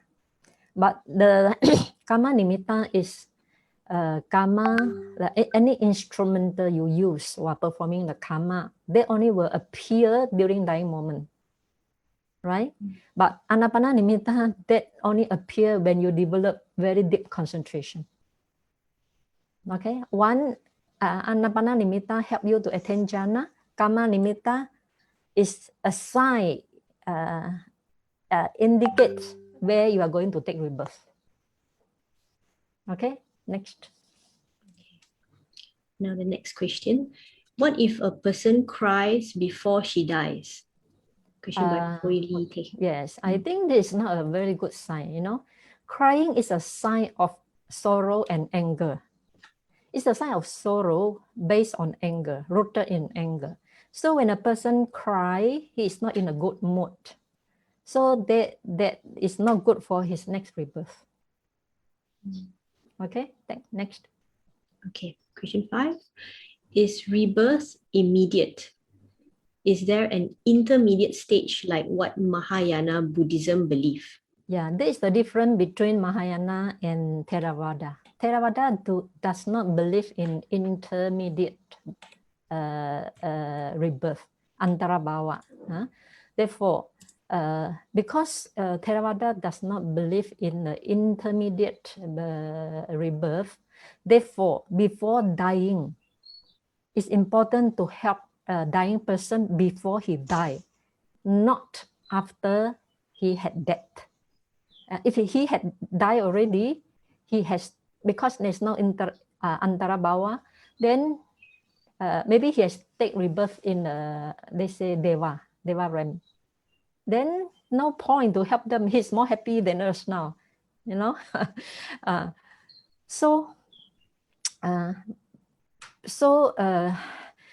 This is the reason why in Theravada tradition we emphasize a lot on helping the dying person before death takes place, not after dying. This is very, very different from Theravada and Mahayana. Usually Theravada, after death, they only do some chanting, then bury the body, that's all. Then they do dana, important they do, because they are not sure whether the dying person born in heaven or born in hell or born as hungry ghosts. So in order to, to help them, so they just do dana to the sangha, food dana, rope offering or food offering dana, then transfer merit to them. Right? If the relative is not born as hungry ghost, then there are so many hungry ghosts who have been our relative will receive that merit. And we ourselves who do the dana also cultivate a lot of merit. Okay, next. Okay. Next question. What about at the dying moment, the person is in coma? Will she see or experience these 3 signs? That I am not sure. That I cannot make sure. That I cannot answer you. Okay. Okay, so we move to the next question. Now, next question is killing of insects like ants, mosquitoes, and flies will fall under which bad karma, and what's the impact to our next life? Okay, this killing, because you killing very small insect, killing that is under bad karma of killing, of course, right? Because it's an act of killing. And what's the impact of next life? I think to make killing powerful, it depends on few factors. For example, the victim must be big size. Suppose, let's say you kill a pig or a cow or chicken, and you kill an ant. The effect is very, very different. Why? Because when you kill a chicken, the size of the victim is very big. So it takes more effort to kill a chicken, and it takes more time. So duration of time is longer, right? So when the duration of time is longer, the effort you put plus the cetana means the will, the intention you have, whether it's strong or less. Killing an animal, killing a mosquito and killing an ant, the intention is very different. Killing an ant or mosquito, you don't involve so much anger. But killing an chicken, it takes you a lot of anger. Otherwise, you cannot slaughter the chicken. You don't have that courage to slaughter the chicken if you don't have the anger, right? Therefore, all this counts. Effort, duration of time, and cetana, your intention. All this counts. So what is the impact in the next life? To me, maybe not very strong impact compared with other killing, right? But still, killing makes life shorter. The impact makes life shorter, but because the effort, the duration of time, and the intention of killing are not so strong, so the impact is not so great. Okay, they still have some impact, but not so great. Okay, next. So the next question. What about the many millions of people who do not have the valuable opportunity to learn the Buddha's Dhamma? Where will they be born? Wait. What is the question now? I thought it's a question 9, right? We are at question 8 now. 8. Killing, it here is if killing, you, like ends. We need to scroll down a bit because earlier on there was a repeat of these questions. 6 and 7 were the same questions. Okay, now I scroll down. So you scroll down. Then what can we do if the last moment the person say very it's the same thing. Okay, wait. Okay. Can you see? What about so many millions of people, is it? Yes. Who do not have the available option to learn the Buddha Dhamma? Where were they born? Okay. Here, although they are not a Buddhist, but many religious person has good heart as well. Not all, of course, So they also do Dhamma. For example, Christian, they also build hospital, right? They also do a lot of welfare. So I think it's not the Buddhism that, it's not the Buddha. One thing about the difference of Buddha Dhamma from other people is that Buddha Dhamma, the teaching of the Buddha emphasize on anatta, emphasize on nibbana, and emphasize on anatta means no permanent soul that transmigrate from one place to another place, and emphasize on the cessation of suffering, is the cessation of birth, right? This is the major major difference from other religions. But other religions also encourage people to do dana, to respect the elder, to do good things, although not everybody follow, right? So to me, I don't think that only Buddhism can bring people to the good destination. Some of the religion who doing good also can be reborn in heaven. Okay, so it's mostly depend on the action you do. Right? Of course, the view also very important, right? Some people they do a lot of good deed, but they have the wrong view. That also can bring to unwholesome destination. Okay, so next. Okay, so it's the choices we make and the way we choose to view. Okay, so the next question is the Hindu Dharma the same as Buddha Dharma?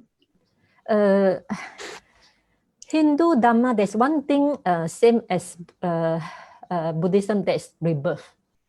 Rebirth depend on the karma. A person takes rebirth again and again, again and again. Christian only say after rebirth, whether you will be reborn in heaven or in hell. But Buddhism say birth after birth, birth after birth. This is the one thing same with Buddhism, but the destination is different. Buddhism, the destination, final destination of Buddhism is nibbana. But the final destination of Hindu is union with the Brahma. The Atta, union with the Brahma. This is their final destination. So the teaching is the teaching of doing good that bring you to good destination is the same, but the final destination is different. Of course, the view also different. Some of the view, you know, eternalism view and Sakaya Ditti, the view of Sakaya Ditti is different. Okay. Next question. In relation to the question related to kamma earlier, what about those with Parkinson's and Alzheimer's disease who don't remember? What will their possible destination be? Okay, I can answer partially this question. I cannot answer exactly.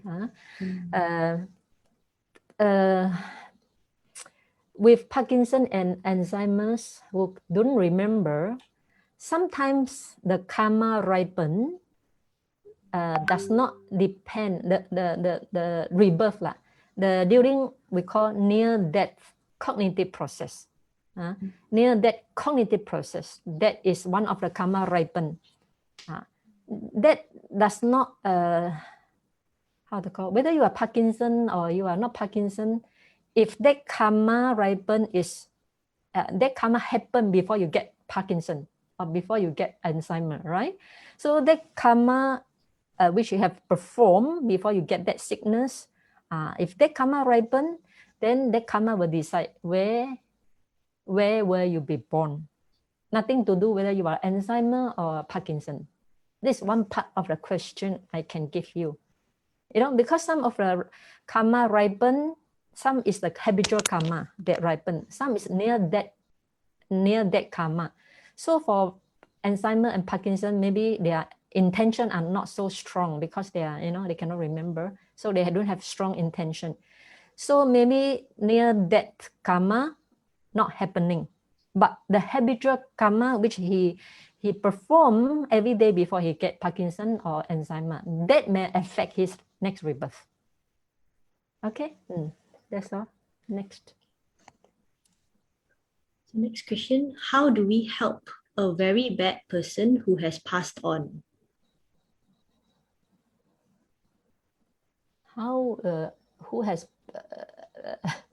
transfer merit? There's only one thing we can help a dying dead person is by performing food dana or rope, offering ropes and food to monastics, and then transfer merit to them, right? So in case this bad person is born in a hungry ghost, he may be able to receive this this merit. But if this bad person reborn in hell, hell person cannot receive any of transfer merit. Only hungry ghost whose life depend on people's transfer of merit, and this type of hungry ghost can receive that merit. That's one way you can help them. Then there's no other way already. Therefore, Buddha, in the teaching of Buddha, we say, you know, you are responsible for your own action, right? So this bad person responsible for his own action. We as a relative only can help.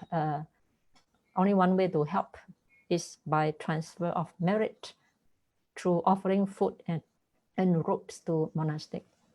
Okay, next. Okay. So the next question, is there any way we can control which karma to produce at the dying moment?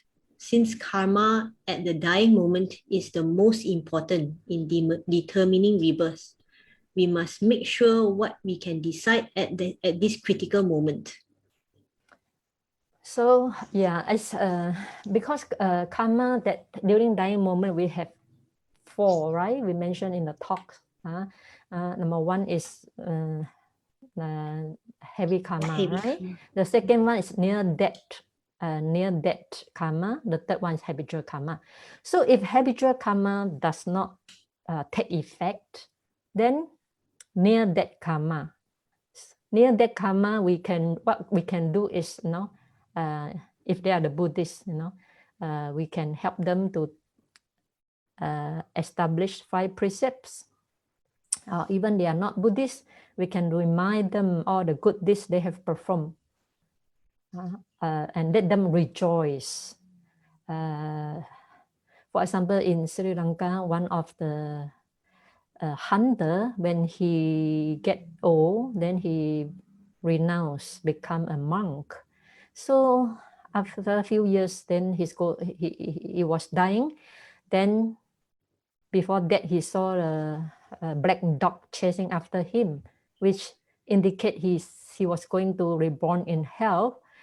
So then he screamed, went away, go away, go away. So then his son, who was Arahant, know that he's going to reborn in hell. So he helped his dying father to perform some offering of flower to Buddha's stupa. So then he asked his father to rejoice in his offering. Then his father's mind changed. From seeing the unwholesome sign of black dog chasing after him, then now he become very happy over the offering of flower to Buddha's stupa. So when his mind changed, then the nimitta also changed. Now he see the heavenly being coming down from heaven to receive him. So this is how we can help our dying person to remind them his good deed, all his good deeds, or to help him to do some good thing on his behalf, but tell him to let him to rejoice. This is the way you can help. You can make your dying moment change from the bad to the good one. Then the question, since karma at the dying moment is the most important in determining rebirth, we must make sure we can decide. You can decide at this critical moment. Make sure you are with your dying person so you can help them, right? And do some good deed for them and ask them to rejoice. And if they are Buddhists, chant the 5 precepts, ask them to take 5 precepts because already dying, it's dying person. So he can take precept very well without breaking the 5 precepts. Or ask him to, take refuge in the Buddha, Dhamma, Sangha. All these are the things, simple things you can help them. Important, at the dying moment, they can have, they can rejoice over the good deed, or they can have faith. Even during the last moment, then they start to take refuge in Buddha, Dhamma, Sangha, also will help them to have good rebirth. Because dying moments are very important to decide next rebirth. Okay, next. Next question. Can good karma be attained when we save an animal from being slaughtered? An example is buying from the butcher and releasing the animal. Definitely. Saving life is important. But nowadays, many people, but don't make it like many people buy fish, then release. Then people go and catch fish again, and then they buy and then release, then they go and catch. That is not so, that gradually will become a circle which not so meaningful. But if you happen to see, an animal who is going to be slaughtered and you quickly buy them and save their life, that is very wholesome. Okay, next. Okay. Why reborn persons cannot remember their past lives? Because we already in the mother's womb for 10 months. Let's say I ask you, last two weeks Monday, can you remember what you ate during lunch? Can you remember or not? Even that is a bit difficult, isn't it? Right. That even 2 weeks ago, during lunchtime, you cannot remember what you eat. Not to speak, you stay 10 months in mother's womb. Therefore, you cannot remember. Only those who are spontaneous rebirth, like spontaneous rebirth means when I die, immediately I reborn as an adult, like heavenly beings or like hungry ghosts or hell beings. They are called spontaneous rebirth. So spontaneous rebirth, just like 1 second only, die, then I reborn as an adult. So within a second, I can remember what I done in the past that I was reborn in the hell now, or what I have done in the past that I became Deva now, right? Because all this Deva have hell being, they do not stay in mother's womb for 10 months because they get rebirth immediately after death. Therefore, they can remember. For human being, we cannot remember because we stay too long in mother's womb. Okay, next. Okay. So next question. If a person who has done most bad deeds throughout this life, will he get a good rebirth just because a wholesome thought right before he died? Okay, let me answer this question first. Yeah, possible. Yes. During in how to call, just the story I say, the hunter who was hunter and has slaughtered so many animals, but after he became a monk, then he rejoiced the good deed they performed on his behalf. That only one thought, you see, changed his bad destination to good destination. So it's possible. And in Burma, there was a monk who saw his past life. Indian monk. He saw his past life. In his past life, he was a robber. He was a robber. Then he, did this robbery for many times. One day he get caught. Then he was beat and put into a rice bag and thrown into a river. So before his dying, he did not remember all his bad deeds. Instead, he remembered one of his good deeds. It is offering the food to the monk.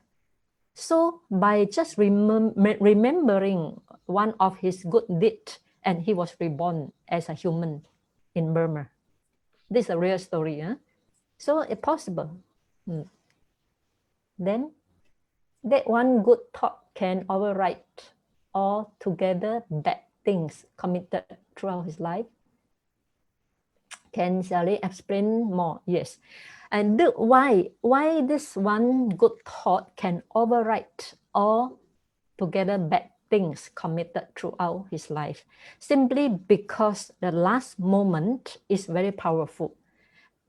Last moment thought immediately affect the next life. Just like when, for example, when our house is on fire, only our neighbor can save us, right? We cannot expect the neighbor far 10 miles away to save us. Therefore, here means close by is important. So during the death, before death, and before death, what you perform, what you did, what you think before death, that will decide your next rebirth. However, this doesn't mean that what this bad person has performed all his bad deeds throughout his life does not function anymore. No. So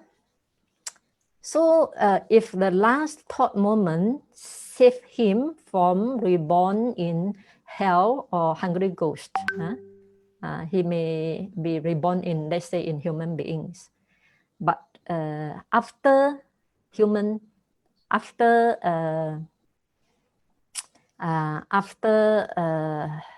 he reborn as human being, then when he's going to die again, that bad deed he has done during previous life may suddenly ripen and cause him to reborn in hell again. So what I want to say is that the bad deed one person perform were always recorded, were always there, recorded down. But it may not happen immediately next life. It may happen after second life, or it may happen second life or third life, right? So, and this person, because of his last thought is wholesome, so he saved him from reborn in hell or in hungry ghost realm, just temporary only. So long, whatever good karma, bad karma we have performed may not happen next life, but may happen second life or third life and or fourth life. It sure will happen one, huh? It's just that times. Don't know which time it will happen. Okay. Next. Okay, question 16, yeah. Sayalay, before we continue, right, because it's I notice it's 10:49 now. We have about 11 more minutes before we're supposed to end, but we have altogether over 60 questions that have been coming in. So I'm wondering if Sayalay, you have time to extend a little bit so that we can cater for more questions. It's very unlikely that we'll be able to finish all the questions. We address all the questions, but yes, possible. But we try to do as many lah. Okay. So question 16. Regardless of all other signs, what if a person dies with at least pati garba nimitta in excess concentration or in jhana 1 to 8? What will their possible destination be? If he die with patibhaga nimitta, then in first jhana, patibhaga nimitta can be first jhana, second jhana. So if he die taking patibhaga nimitta and enter into first jhana, then he will take rebirth in Brahma world, the first jhana realm of Brahma world. According to what type of jhana he enter during dying moment, then corresponding to that jhana he enter, he will be reborn in respective jhana plane of existence. Okay, next. Okay, next question. This is more like a comment from Brother Atik Tan. But all Christians believe 100% that they will be in heaven when they die. If this happen, the whole world will become Christian. I also want to become Christian like that. That is only what they believe, right? What you believe doesn't mean that it's right, right? It's important. Right view is very important. If this is correct, then the law of karma doesn't operate anymore. It's not functioning on it anymore, right? This is what they believe. Let them believe what they believe. We are not trying to change other people's belief. Okay, next. So next question. If a person breaks precepts and committed adultery, where does this action make him reborn into? Sister Eileen Teh. Okay, I have interviewed many of practitioners in Phao who can see their past life. And many of them say if they commit adultery, most people were reborn in hell. I'm so sorry to say that. Most people were reborn in hell. Then after reborning in hell, then they will come out and sometimes reborn as a slave woman and being raped by other men, or they reborn as low caste woman and being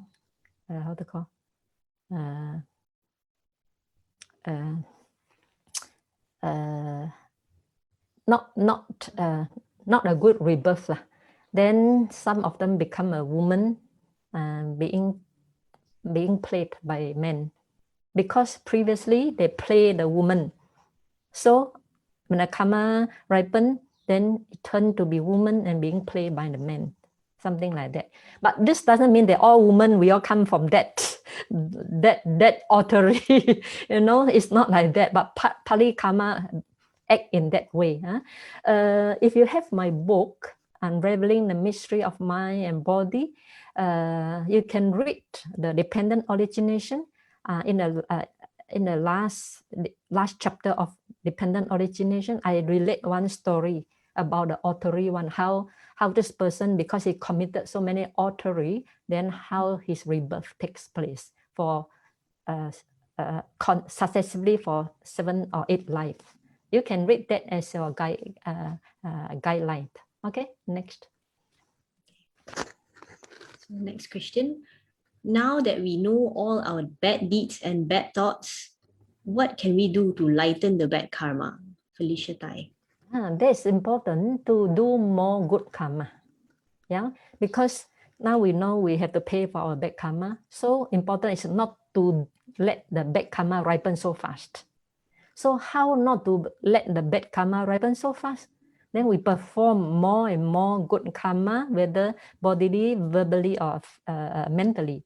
So that when you have more good karma than the bad karma, then the bad karma comparatively become weaker. Then the chances for them to ripen become less. Just like a bowl of salty water, right? So how can you make the salty water more diluted? You put more water, right? So putting more water to dilute the water, just like performing more wholesome deeds to dilute your salty, unwholesome deeds. Then your unwholesome deed become diluted, then not so powerful already. So this is the only way. We know we have done so many bad karma. So in order not to let all this bad karma ripen so fast, we have to do a lot of good deeds. Charity, services, hearing the Dhamma, helping the poor, and so on. Meditation, listening to talk, and so on. Okay, next. Okay, so the next one. Can Sayalay recommend and advise us humble students? What is the best and wisest last thought moment? Brother Leong. Okay, I think meditation is a good, metta also good. There are many ways, meditation, or or chanting the 5 precepts.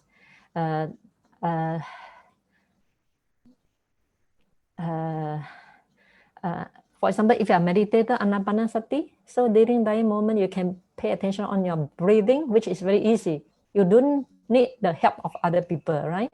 Just meditate, breathing in, breathing out, breathing in, breathing out. So at this moment you shut off all the bad thoughts. Or you do metta, may all being free from suffering, I now experience. May all being free from the fear, may all being free from bodily. You do metta or you do anapanasati. Or if you are used to recite Buddhanusati, Itipiso Bhagawa Arahang, so during that moment you can recite mentally, Arahang, Arahang. No need to remember all the 9 virtues, because that moment the mind is very weak. Maybe you cannot remember already. So you just Arahang, Arahang, Arahang, or Buddho, Buddho, Buddho. That is very easy for you. That I think is the most easy way, and is powerful too. Okay, next. Okay, very simple techniques. Yes. Very useful. Okay, so can Sayalay elaborate on the presence of the intermediate stage between this life and the next life? For example, the concept of Gandabar in one of Buddha's sutra, while in Abhidhamma, it is believed that immediate rebirth occurs the next conscious moment when one passes away. The problem is that we don't believe in the intermediate stage between this life and the next life. So Theravada don't believe that now, which I have mentioned already. And the concept of Gandhaba, I think, is not that stage. Doesn't mean that stage. While in Abhidhamma is believed that immediate rebirth occurs. Yes, Abhidhamma believes that immediate rebirth occurs in the next conscious moment when one passes away.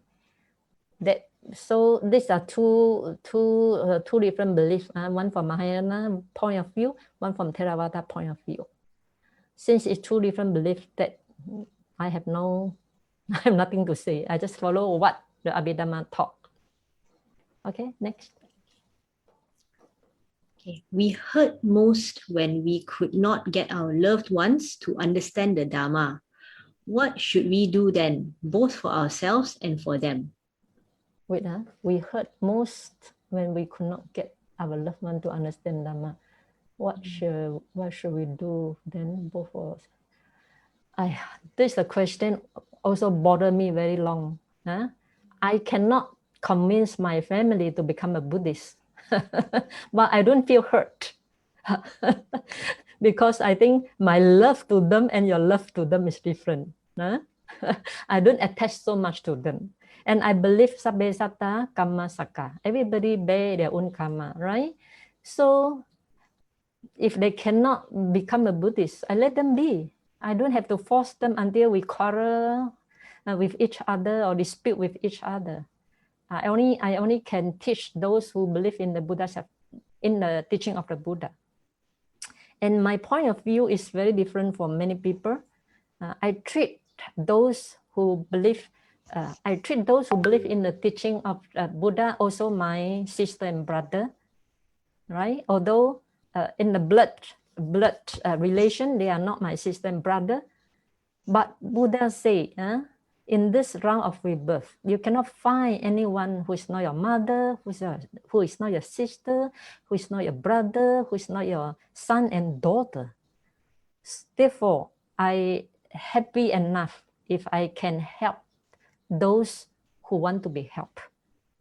And for my family members, since they are thinking not aligned with the teaching of the Buddha, I just let them be. I don't feel hurt. If I feel hurt, is also unwholesome mental state for me, right? So in this point, I become more equanimous. Okay.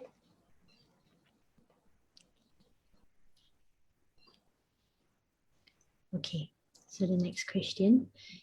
Is there any possibility of achieving a balance between pursuing sensual pleasure and spiritual pursuit of ending suffering? If they are mutually exclusive, how should a lay Buddhist practice if entering into... If they are mutually exclusive, how should a lay Buddhist practice if entering into Sangha order is not available option? I think laypersons are allowed to enjoy a little bit sensual pleasures, but not overindulgence. This is the benefit of being a layperson. You can enjoy sensual pleasures, right? Because we are born in a kamaroka, sensual world. It is our nature to enjoy sensual pleasures. So Buddha didn't blame the layperson enjoy sensual pleasures, but not overindulgence. Overindulgence it bring harm, right? So you can enjoy, so you can take good food, have sound sleep, watching television, but not doing it. And give some of your time, like 2 hours per day, to pursue your spiritual path. So I think during Buddha's time, there are so many laypersons who attain Sotapan without entering to the Sangha. So it's possible, while little bit enjoy sensual pleasures, and yet do not forget the spiritual path to become a noble one for layperson. So don't worry too much about this.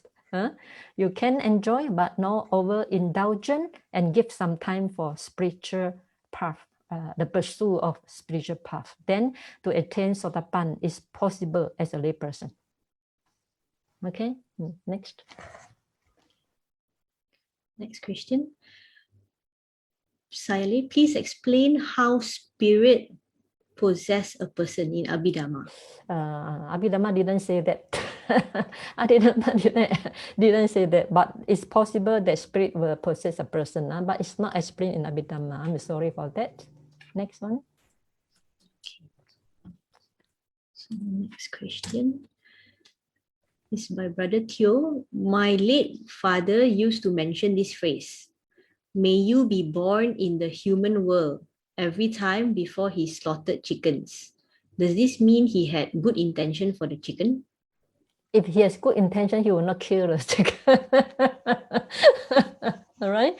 I guess because he feel very bad to slaughter the chicken, so he wished this chicken be reborn in the human world. Okay, next. Okay. Question by Meta Lodge. On a few occasions, I observed dying persons staring into the blank space and mumble in a strange language. Is this common? I think he has seen something. Then, so this common in the sense that everybody sees nimitta, whether it's gati nimitta, sign of destination, sign of kamma, or karma only, right? Next. Okay. Why does it seem that those who are walking the Arya path, more of his karma keep coming out often and faster than non-practitioners? And there I cannot agree with you. Next. Okay. Next one.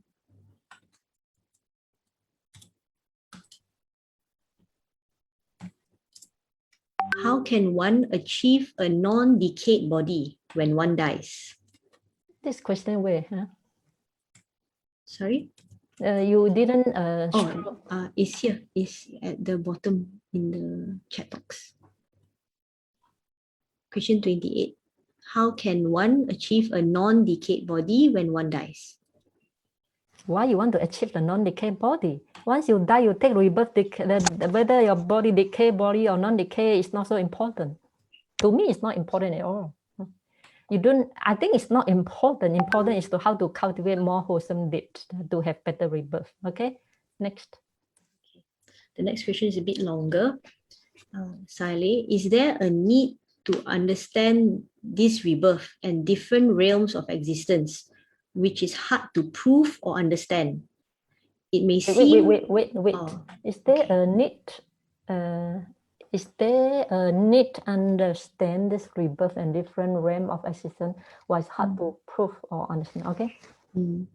Okay. First, it may seem to be concept to frighten people to do wholesome deeds. This is her comment. And then her next question is, isn't it enough to just have faith in the Buddha's teaching on the Four Noble Truths and Noble Eight Way, and just do dana, sila, and bhavana? I think to bring out this rebirth at different realm of existence, also to show a law of karma, right? And humans, and to show the law of karma. To me, I think it's good to know. It's not to me, it's not to frighten people to do. It may seem to be concept to frighten people to do wholesome deeds. I don't see it in that way. I see it's a law of karma, right? And many people are human beings. There are two questions bother the human being very much. One is where I come from, then where should I go after that? Where should I go after that? This question bothered the human beings very strongly. So Buddha explained the 31 realm of existence according to karma. What karma you do, what realm of existence takes place, just to show the law of karma only. It's not to be it's not to frighten people, right? And also it's not enough to just have faith, but to have faith in the Buddha's teaching on the Four Noble Truths and Noble Eightfold Path, and just do dana, sila, and bhavana. And if you do dana without knowing cause and effect, it is not the perfect knowledge. It's only by partially knowledge, not a perfect knowledge. And you should not forget the motive of doing things are very important. A motive to do dana, a motive to do sila, a motive to do bhavana. It's a pushing force for people to do dana. Of course, we do dana. There are many motives. One is to to lessen our greed over our own property, but also as people are also interested to know where rebirth take place after my death. It's the common question being discussed over years and years. So to lay down, and Buddha is only telling the truth, what he has seen through his deep meditation. He has seen this 31 plane of existence, right? And he also, through his divine eyes, he has seen, what bad karma, go to hell. Or any person who did bad karma, go to hell. Who do good karma, go to heaven. He just say what he has seen only. As Buddha is telling the truth, doesn't mean that he want to frighten people, right? Okay, next. Okay, Sayalay, because it's almost 11:10 already, and we have over 30 more questions. I can. No, we can going on if until I feel I cannot, then I will say stop. Okay, then we'll continue. Okay, so the next question is how to forget the bad, unwholesome karma which we have done. Don't always remember it. Remember the bad deed you perform is very bad for us. When you remember again, that bad deed pop up again, then you feel remorse. Remorse is unwholesome. So what bad deed you have performed is one bad deed. Then now you remorse over it, then become two bad deeds. That make the unwholesome deed become more powerful. Therefore, just don't think of it. Just don't think of it and do more good things. Okay, next.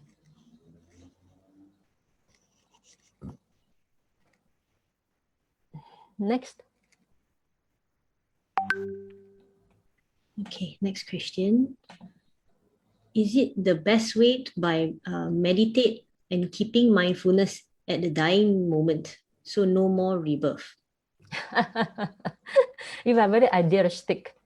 No more reborn is for Arahant.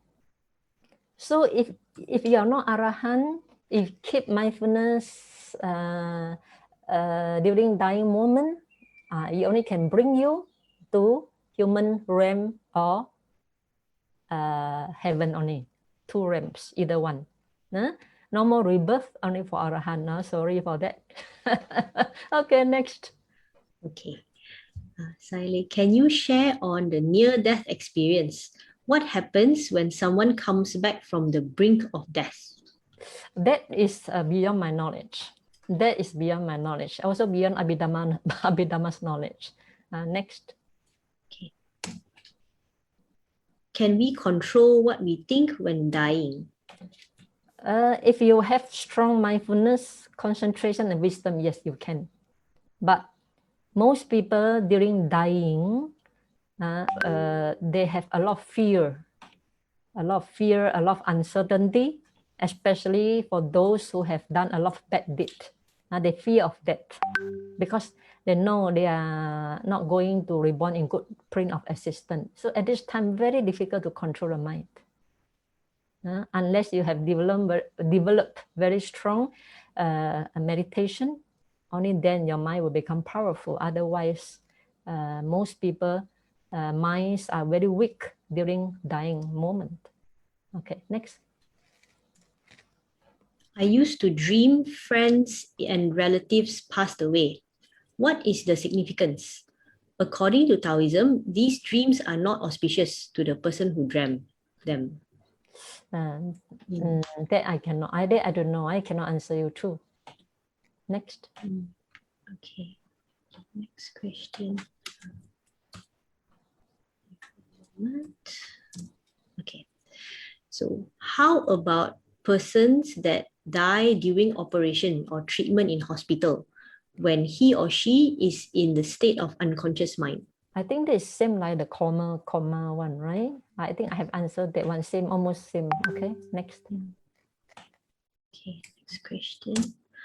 How about children who rear chickens and the chickens suddenly pass away? Any harm will go to the children? I don't see that. How about children who rear chicken and the chicken suddenly pass away? I don't think so. I don't think so. As long as not killing the chicken, yes. Because you mentioned earlier that the intention is not there. there. Intention is not there. Yes, correct. Okay, next question. As Buddhists, we are advised to do such meritorious deeds for our departed ones. How to prove? This, if you only will see when you have divine eyes. You have divine eyes or psychic power, you can see. So long if we don't have that divine eyes, we trust what Buddha say only by faith. Okay, next. Is it a good sign that they will be reborn in good places if their near-death moments is that their consciousness is clear and not suffering in pain? The clear and not suffering in pain is not a decisive factor to determine whether he will be reborn in good plane of existence or not, right? It depends on the mind, what type of mental state he has, whether it's good mental state or bad mental state. Next. Burning paper houses and money, can the deceased receive from them? This is out of Buddha's teaching. Buddha also never mentioned this, so I don't know. Next. Okay. Next question. Sayalay, also like offering robes to monks on behalf of the deceased on the spot before funeral. How can it enhance the deceased and the family of the deceased? How can it enhance the deceased and the family? I don't understand the question.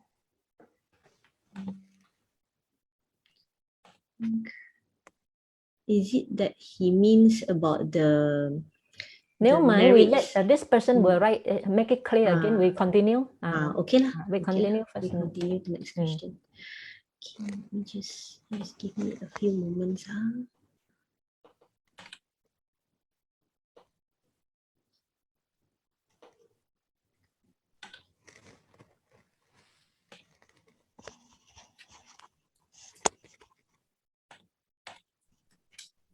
Okay, so next question. My late father used to mention this phrase. This one, I think we've dealt with this already about the chicken. Okay, so the next question. Okay, sorry about this. Okay, why does it seem that those who are this one also we dealt with already. Let's see, some technical error here. Sorry, please be patient.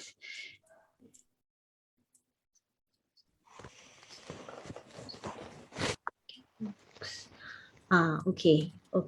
So this is a question because Sayalay, you mentioned about the unraveling the mystery of the mind and body through Abhidhamma book earlier. So Brother Hank wants to know, where can he get your books? You can get from Dr. Janaka. You write to AVMC email. You go to my website, sayalay-susila.net. There should be her contact, and you write to him to get the book.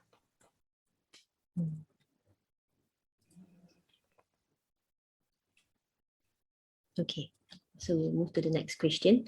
Sayalay, when someone passes away to the ghost realm, can the person possess a living person?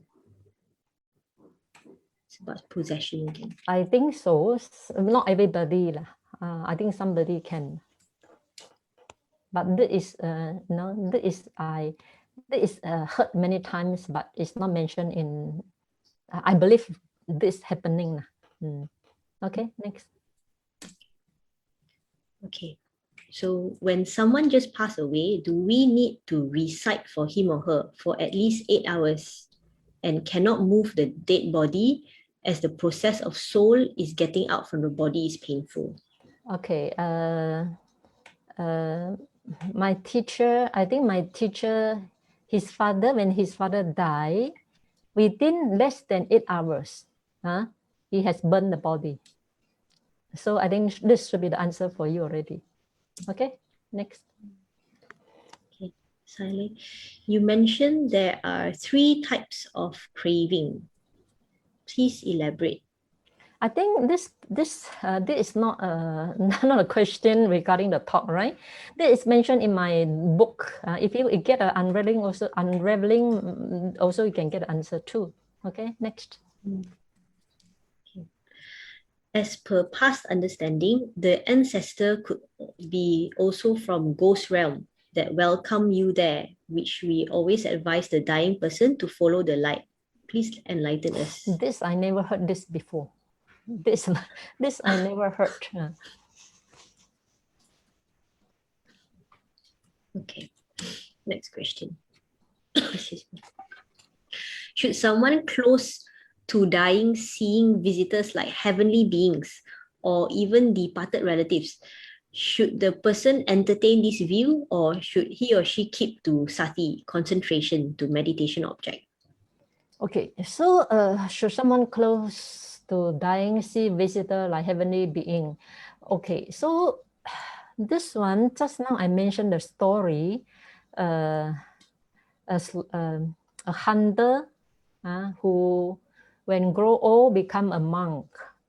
So when his son perform or offer some flower to stupa on his behalf, then this dying person immediately see a heavenly being. So that's possible. That one is called sign of destination. Or somebody may see a departed relative. That departed relative, I don't know where he reborn. If he reborn in hell or in ghost, it is called a sign of destination. Should a person entertain this view, or should he keep to sati? If this one is a sign of destination, which is good sign of destination, then go ahead, right? If I see a heavenly being and coming down to receive me, I will go with him, go to heaven, right?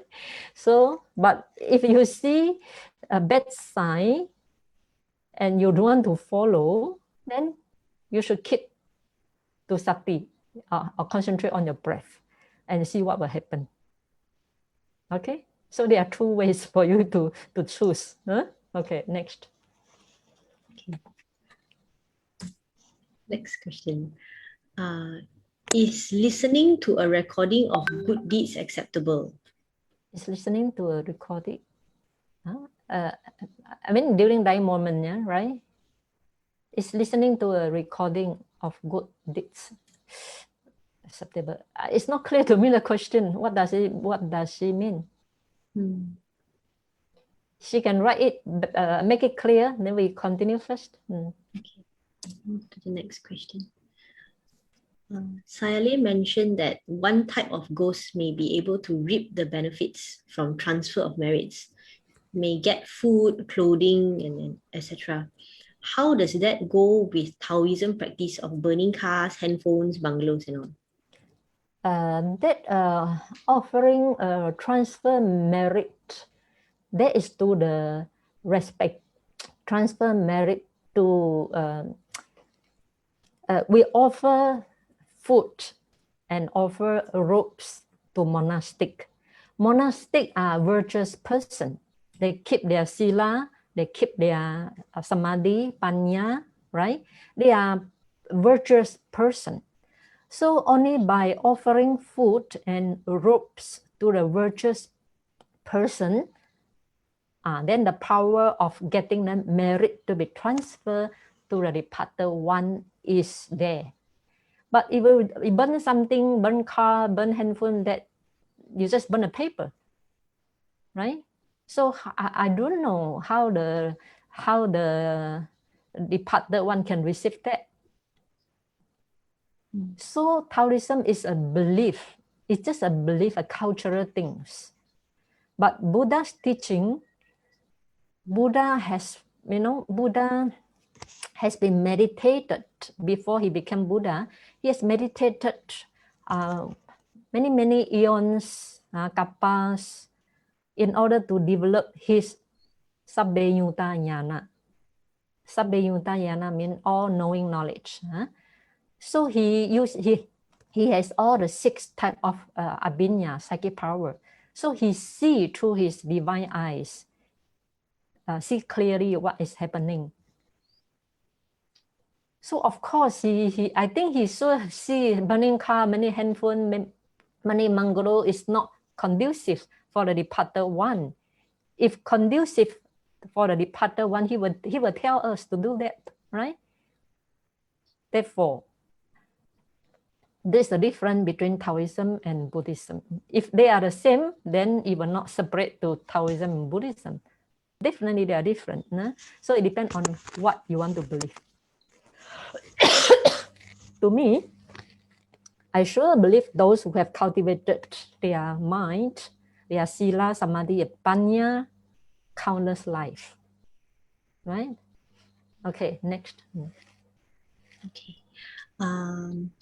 Sayalay, just going back to the earlier question about listening to a recording of good deeds, whether it's acceptable, in the context of playing it for the dying person to listen, or listening to other people telling them about the good deeds that they've performed. To listen to other people telling him about the good deeds she performed. As long as she can rejoice, yes. Yes. Workable. Next. Next question. If I have craving for sensual pleasure, especially female body, what should I undertake to overcome it with right understanding and instead of avoiding or abstaining? I think better practice 32 part of the body and skeleton. You should imagine the female body as a skeleton. Do you want to have skeleton sleep with you at night? So therefore, during Buddha's time, all the monks and nuns, so long they are not yet become anagami, they have lustful thoughts. It's not very shameful to have lustful thought, but when a lustful thought arises, how to overcome it? Therefore, Buddha recommended all the monks and nuns must meditate on 32 parts of the body. To divide the body into head hair, body hair, nail, teeth, skin, and all the organs one by one until the last one, urine. So when you see, you can take one female body and analyze it, head hair, body hair, nail, teeth, skin, heart, blood, pus, urine, feces, one by one, then you lose your lust. You no more think of, you do not last for 32 parts. You do not last for feces. You do not last for urine, blood, pus, right? So you should practice 32 parts of the body or skeleton meditation more often to overcome your lust. Okay, next one. Okay.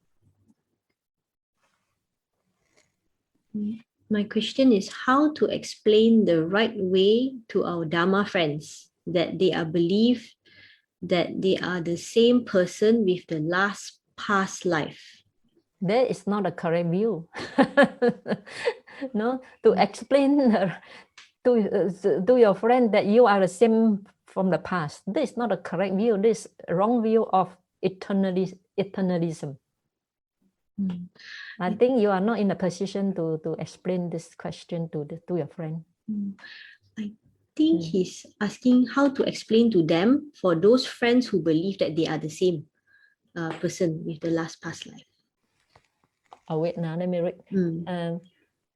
My question is how to explain the right way to our Dhamma friend that they are believe that they are. Oh, I see. Okay. This is a very difficult question. But if you have attended by Abhidhamma, or you can read my Unraveling the Mystery of Mind and Body, I explain very clearly why the past and now are different, not completely different, nor otherwise, nor otherness. They have relation.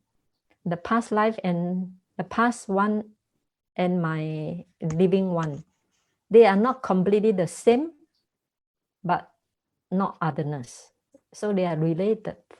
And this is very complicated subject. So if you have already attended my Abhidhamma course, and you please refer to my book, and you can use that book to explain to this person. But if his basic of understanding is not good, he may not be able to understand too. Okay, next. Okay, Sayalay, we're going back to the question about offering robes on behalf of the deceased. Earlier on, Brother Ahlik Tan replied already. So he meant that by these meritorious deeds, offering robes on behalf of the deceased family's children, what's the significance on the deceased and their family? Oh, so mean he offer on his, but he must tell them. Offering robes on behalf by the deceased family children, significant on. If you offer on the behalf using your own money, or on behalf using their money, you got to tell them and transfer merit. If not transfer, if without transfer merit, also that merit cannot be received by the deceased person. Just offer without transfer merit, it doesn't work. It work, yes, work for the donor, right? Donor will receive the meritorious deed. Every dana also bring meritorious deed, also bring merit. But the deceased person may not be able to receive that merit, right? And on behalf of the deceased person and his family, you have to tell them, to let them rejoice, especially the family of the deceased. If you do quietly without telling them, then they cannot rejoice. Rejoice is one of the 10 meritorious deeds. Punya Vatu is one of the 10 meritorious deeds. Rejoice in other people's dana. So you have to tell them. Tell the family of deceased. Okay?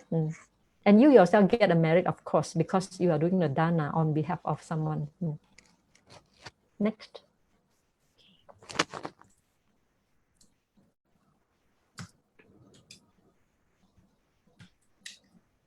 Okay, next question. Is there a long waiting process until someone is reborn after death? Or is it an immediate process? Like immediate process, like next thought moment, according to Abhidhamma. Next one. Okay.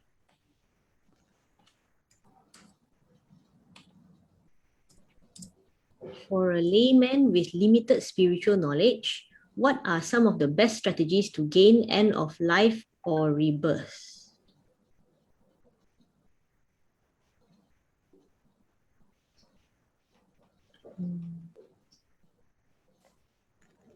To gain end of life or rebirth. Mean two. To gain rebirth or to end a life. Is it true? It's not very clear here. Okay, let him write. Make it clear. We go to question 56. Okay, question 56. If a person is dying and unconscious in the hospital, will he be able to receive the sharing of merits performed by his relatives? Usually sharing of merit is to departed one, not the living person. But a living person can, if he can rejoice. But since he's unconscious, he may not know. So to me, he may not reach him because he is unconscious. Okay. Okay. Next question. From the dependent origination, are we able to cut our karma for rebirth again from consciousness instead of feeling or craving by cultivating our meditation to see the three characteristics of name, rupa, and six senses based on its nature, not to contact with it? Then the feeling of dislike will not arise so much and slowly cut away the craving. Okay, this very long question. I have to read it one more time. Let me read it suddenly.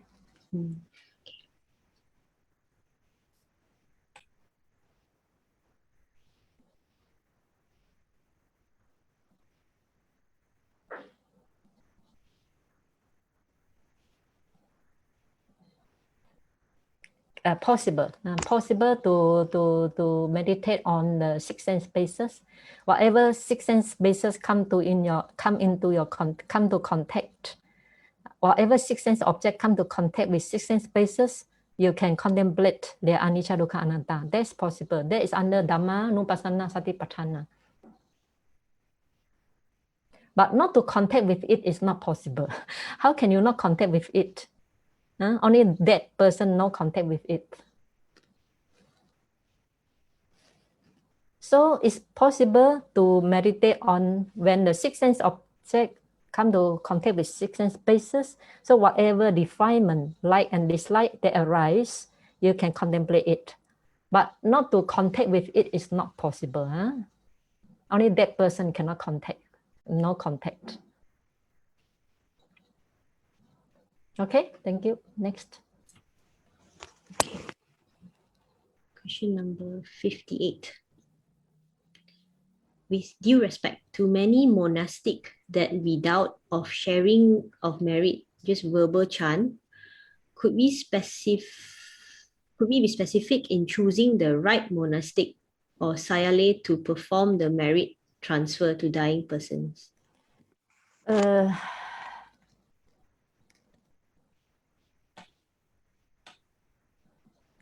In the Buddha mentioned in the text,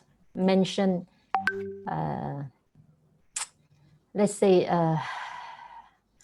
in the I think story about Peta one, in the sutta, one of the sutta about Peta one, the family trying to offer robes, I think food and robes to certain monastic who are not so virtuous, right? As you know, not all monastics are virtuous. Some are not so virtuous.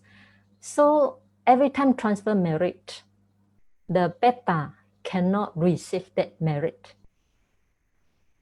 So one day the Metta get very angry also. Get very angry because every time his family try to perform some dana and transfer merit to him, he simply cannot receive. For what reason? Because the receiver of the dana, I mean the monastic, are not virtuous. Therefore, the merit become deficient. So this is mentioned in one of the sutta in Dewa, in story of Peta one. Therefore, you got to choose, you got to observe.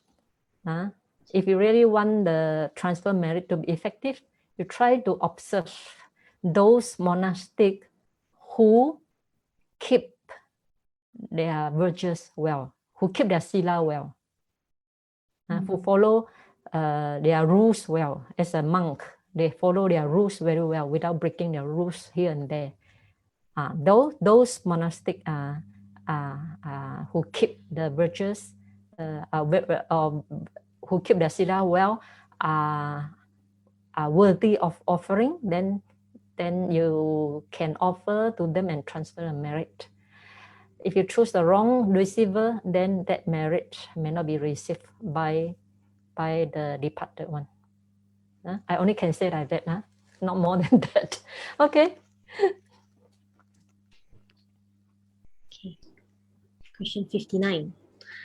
In your talk, Sayalay, you suggested not to grasp or hold on to the nimitta in our last thought moment because that is craving. But isn't that nimitta an object that we will naturally see in our last moment? So is that craving? Okay. Do I say that in my talk? I not to hold on to the nimitta. I not remember I say that. Okay. Hold on to the nimitta in our last thought moment. If that nimitta is the nimitta, how to call? During dying moment, there are three nimitta, right? That nimitta is to indicate your next rebirth.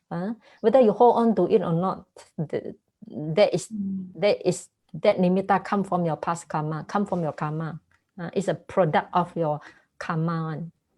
So whether you hold it or not, the nimitta will be there unless at that moment you change your mind.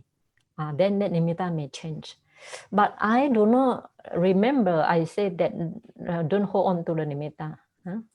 I don't recall that also actually. Okay, so we'll move to the next question. That nimitta is correct. That nimitta and object we will naturally see in our last moment.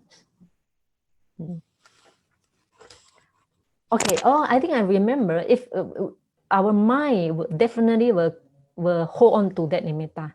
Why? Because all human beings have craving for existence. Holding that nimitta, then new life will appear. New life, reborn will take place. So this one type of craving for existence, which happen to everybody who is not yet arahant. Okay. Yes. Next. Almost 60 already. Finished. Yes, almost 60. We have 67 questions, so 8 more questions. I think those people add in again and again. There's no end to it. Okay, never mind. We have a crowd that is very eager to learn lah. Yeah, I think all these are important questions. That's why I don't mind answering, because so many people are not sure about all these type of things. Yeah. Okay, next. Question 60.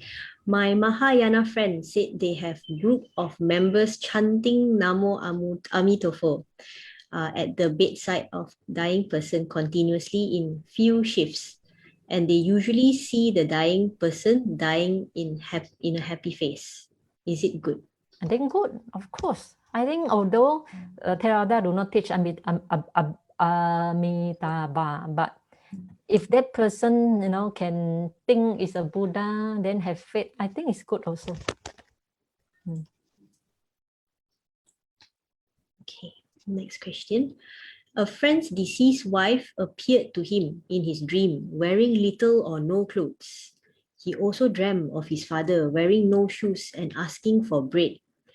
Are these departed ones likely to be petas now? I guess so.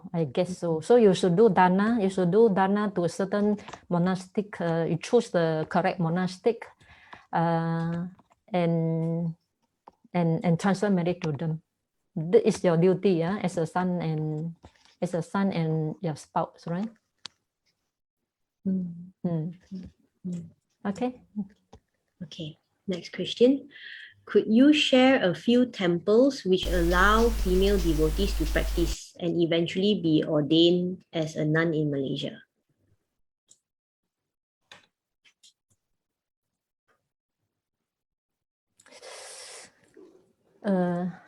I think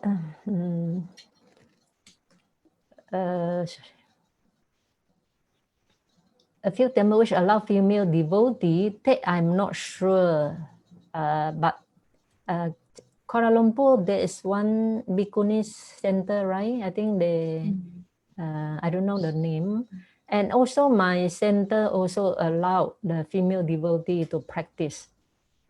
And eventually ordained as a nun in my temple also possible. But however, I'm not always in my temple, and now because of COVID-19, you know, so even worse now. This information I'm not able to give you, but my temper, because I'm a female, so I accept all female who really keen to practice, and eventually, when I think they are suitable to become monastic, I also allow them to be to ordain. Okay, next. In a sudden death, for example, like in a motor vehicle accident, the person will probably die in shock, fear, and confusion. Does it mean that probably he will end up in a bad destination? Possible, because as I say, last moment are very important for next rebirth.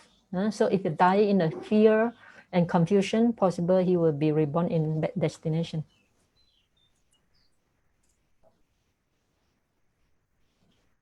Okay, the next question about our last thoughts. Can we will our last thoughts, presumably before death? How do will? How? Mean, can we control it? I think so. If can control, as I said before, unless your mind is very strong, otherwise, during dying moment, everybody feel weak, heart also weak, thinking also weak. Then our bad thought, our thought usually go back to the what we have done. So very difficult to control unless you have very strong.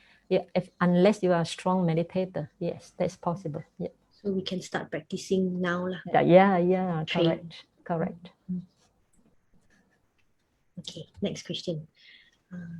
I understand Blessed One revealed 31 planes of existence on the enquiry of a deva, and not the intent to frighten people into wholesome deeds. Oh, I think this is a comment to an earlier question. Okay.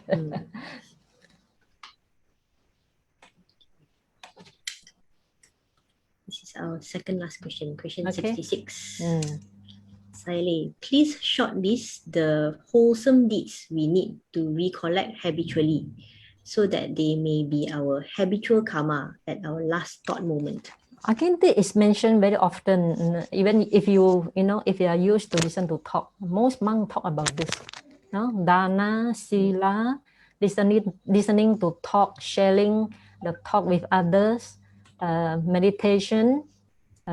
Listening to talk is very important. And now it's so easily available in YouTube or in what website, any website.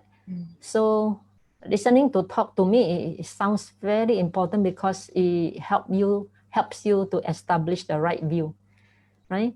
So, and have a group discussion, Dhamma group discussion, which my center has now organized, whether it's English group Dhamma group discussion or Chinese. That is also very important to have habitual karma. And puja, like chanting triple gems, chanting certain parita. You make it. This one can be made every day. Even dana you can make every day. You can save $1 into your somewhere. Every day you put out $1 in one of the basket, then use that money to do dana. But you want to do it. But because you want to do every day, so every day you take out $1 and put in that basket, thinking that you are doing dana. Then after a certain amount of money, then you try to find a right receiver to offer the dana and so on. Okay. And also every day chant your 5 precepts. This also can become your habitual karma. Every day you recite your 5 precepts. And recite the triple gem, Itipiso, Bhagawa, Arahang, and all these are very good habitual karma. Okay, last question. Yes, the last question.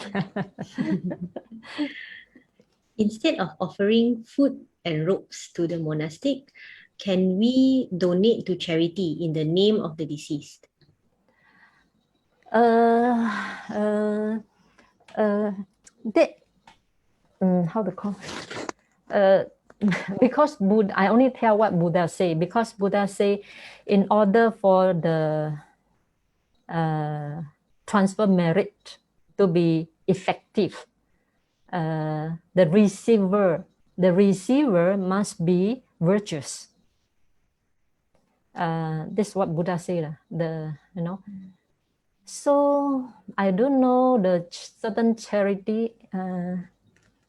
I don't know, because certain charity is considered dana.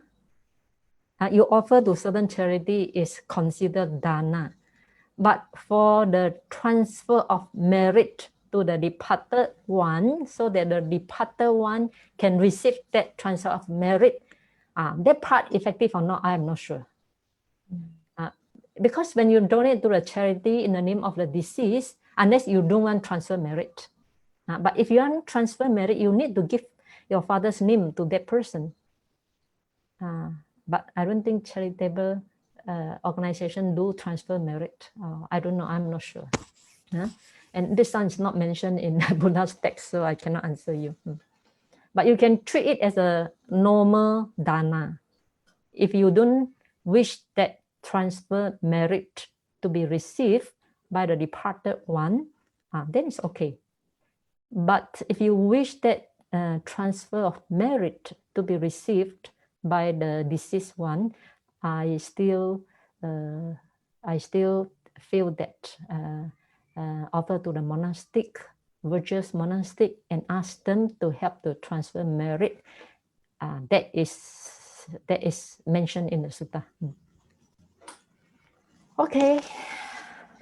That's all. Yes, that's all. Thank you so much, Sayalay, for answering all the questions. Yeah, I try my very best. Very nice of you. Yeah. And what I really appreciate is how you make it very simple for us to understand the concepts. So yeah, thank you very much. Thank you. Yeah, thank you.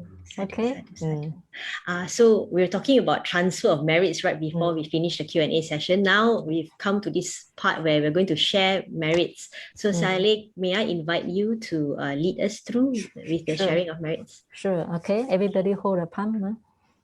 Etavata cha ammehi sampadang punya sampadang sappe dewa sappe buddha sappe satta anumodantu sabba sampati siddhya akasata cha bummata dewa naga mahidika punyatang anumodit Cirang rakhantu sasanang, cirang rakhantu desanang, cirang rakhantu mang parang.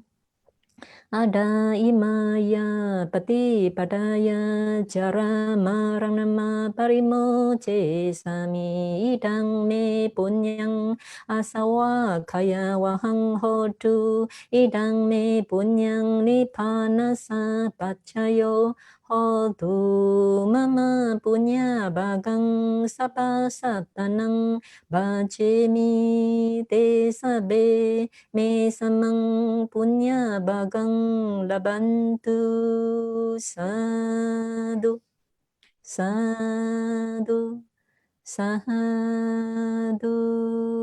May all of you be well and happy.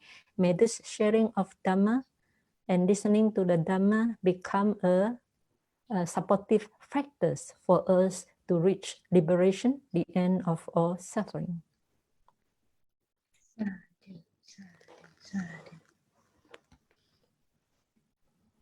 Okay, so I say goodbye to everybody. Yes, thank you, Sayalay. Now, with every beginning, there's always an end. And yes, we are coming to the very, very tail end. But before we end this session, I'd like to just introduce you to some new beginnings, which we look forward to. So please stay on and tune in. Two events that are coming up. One is an upcoming virtual Dhamma talk on the 18th of July by Brother Billy Tan on the meditation pitfalls and self-hypnosis. So he will be sharing with us about the difference between meditation and self-hypnosis and how we can avoid falling into the pitfalls of self-hypnosis when we meditate. So for more information, tune in to the Shah Buddhist Society Facebook page. We will be posting more on that 18th July. And then at the end of this year, Sayalay Susila will be leading an online Satipatthana retreat. It's on the 25th to the 29th of December. If you'd like to find out more, check out the chat box. Our committee members will be posting Sayalay's website so you can find out more and sign up. So thank you so much for watching and tuning in, everyone. Thank you for sharing your presence today, all sisters and brothers in the Dhamma. May we be happy and well. We apologize if for the delay and if there's any technical difficulties.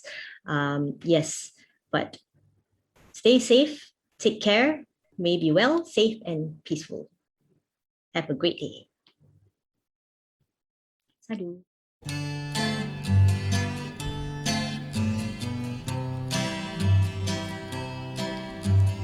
Climb the path with gladness in the field of life, vanquishing illusion, ignorance and strife, brotherhood and service shall our motto be, and the goal before us, truth and liberty. We will teach Thy Dharma wheresoever we go. Wisdom, love, compassion in our actions show.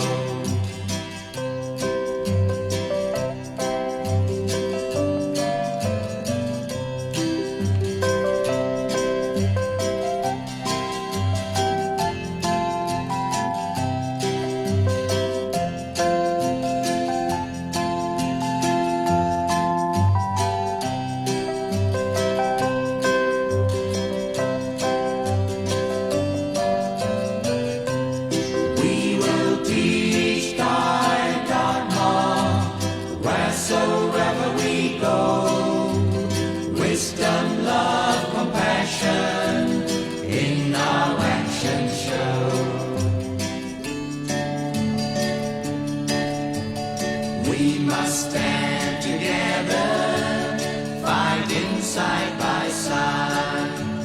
Truth is undivided, this must be our guide. All divisions vanish where the truth is known. This the greatest lesson by Lord Buddha shown. Forward marching ever in the Dhamma's might, till we lead the nations into endless light.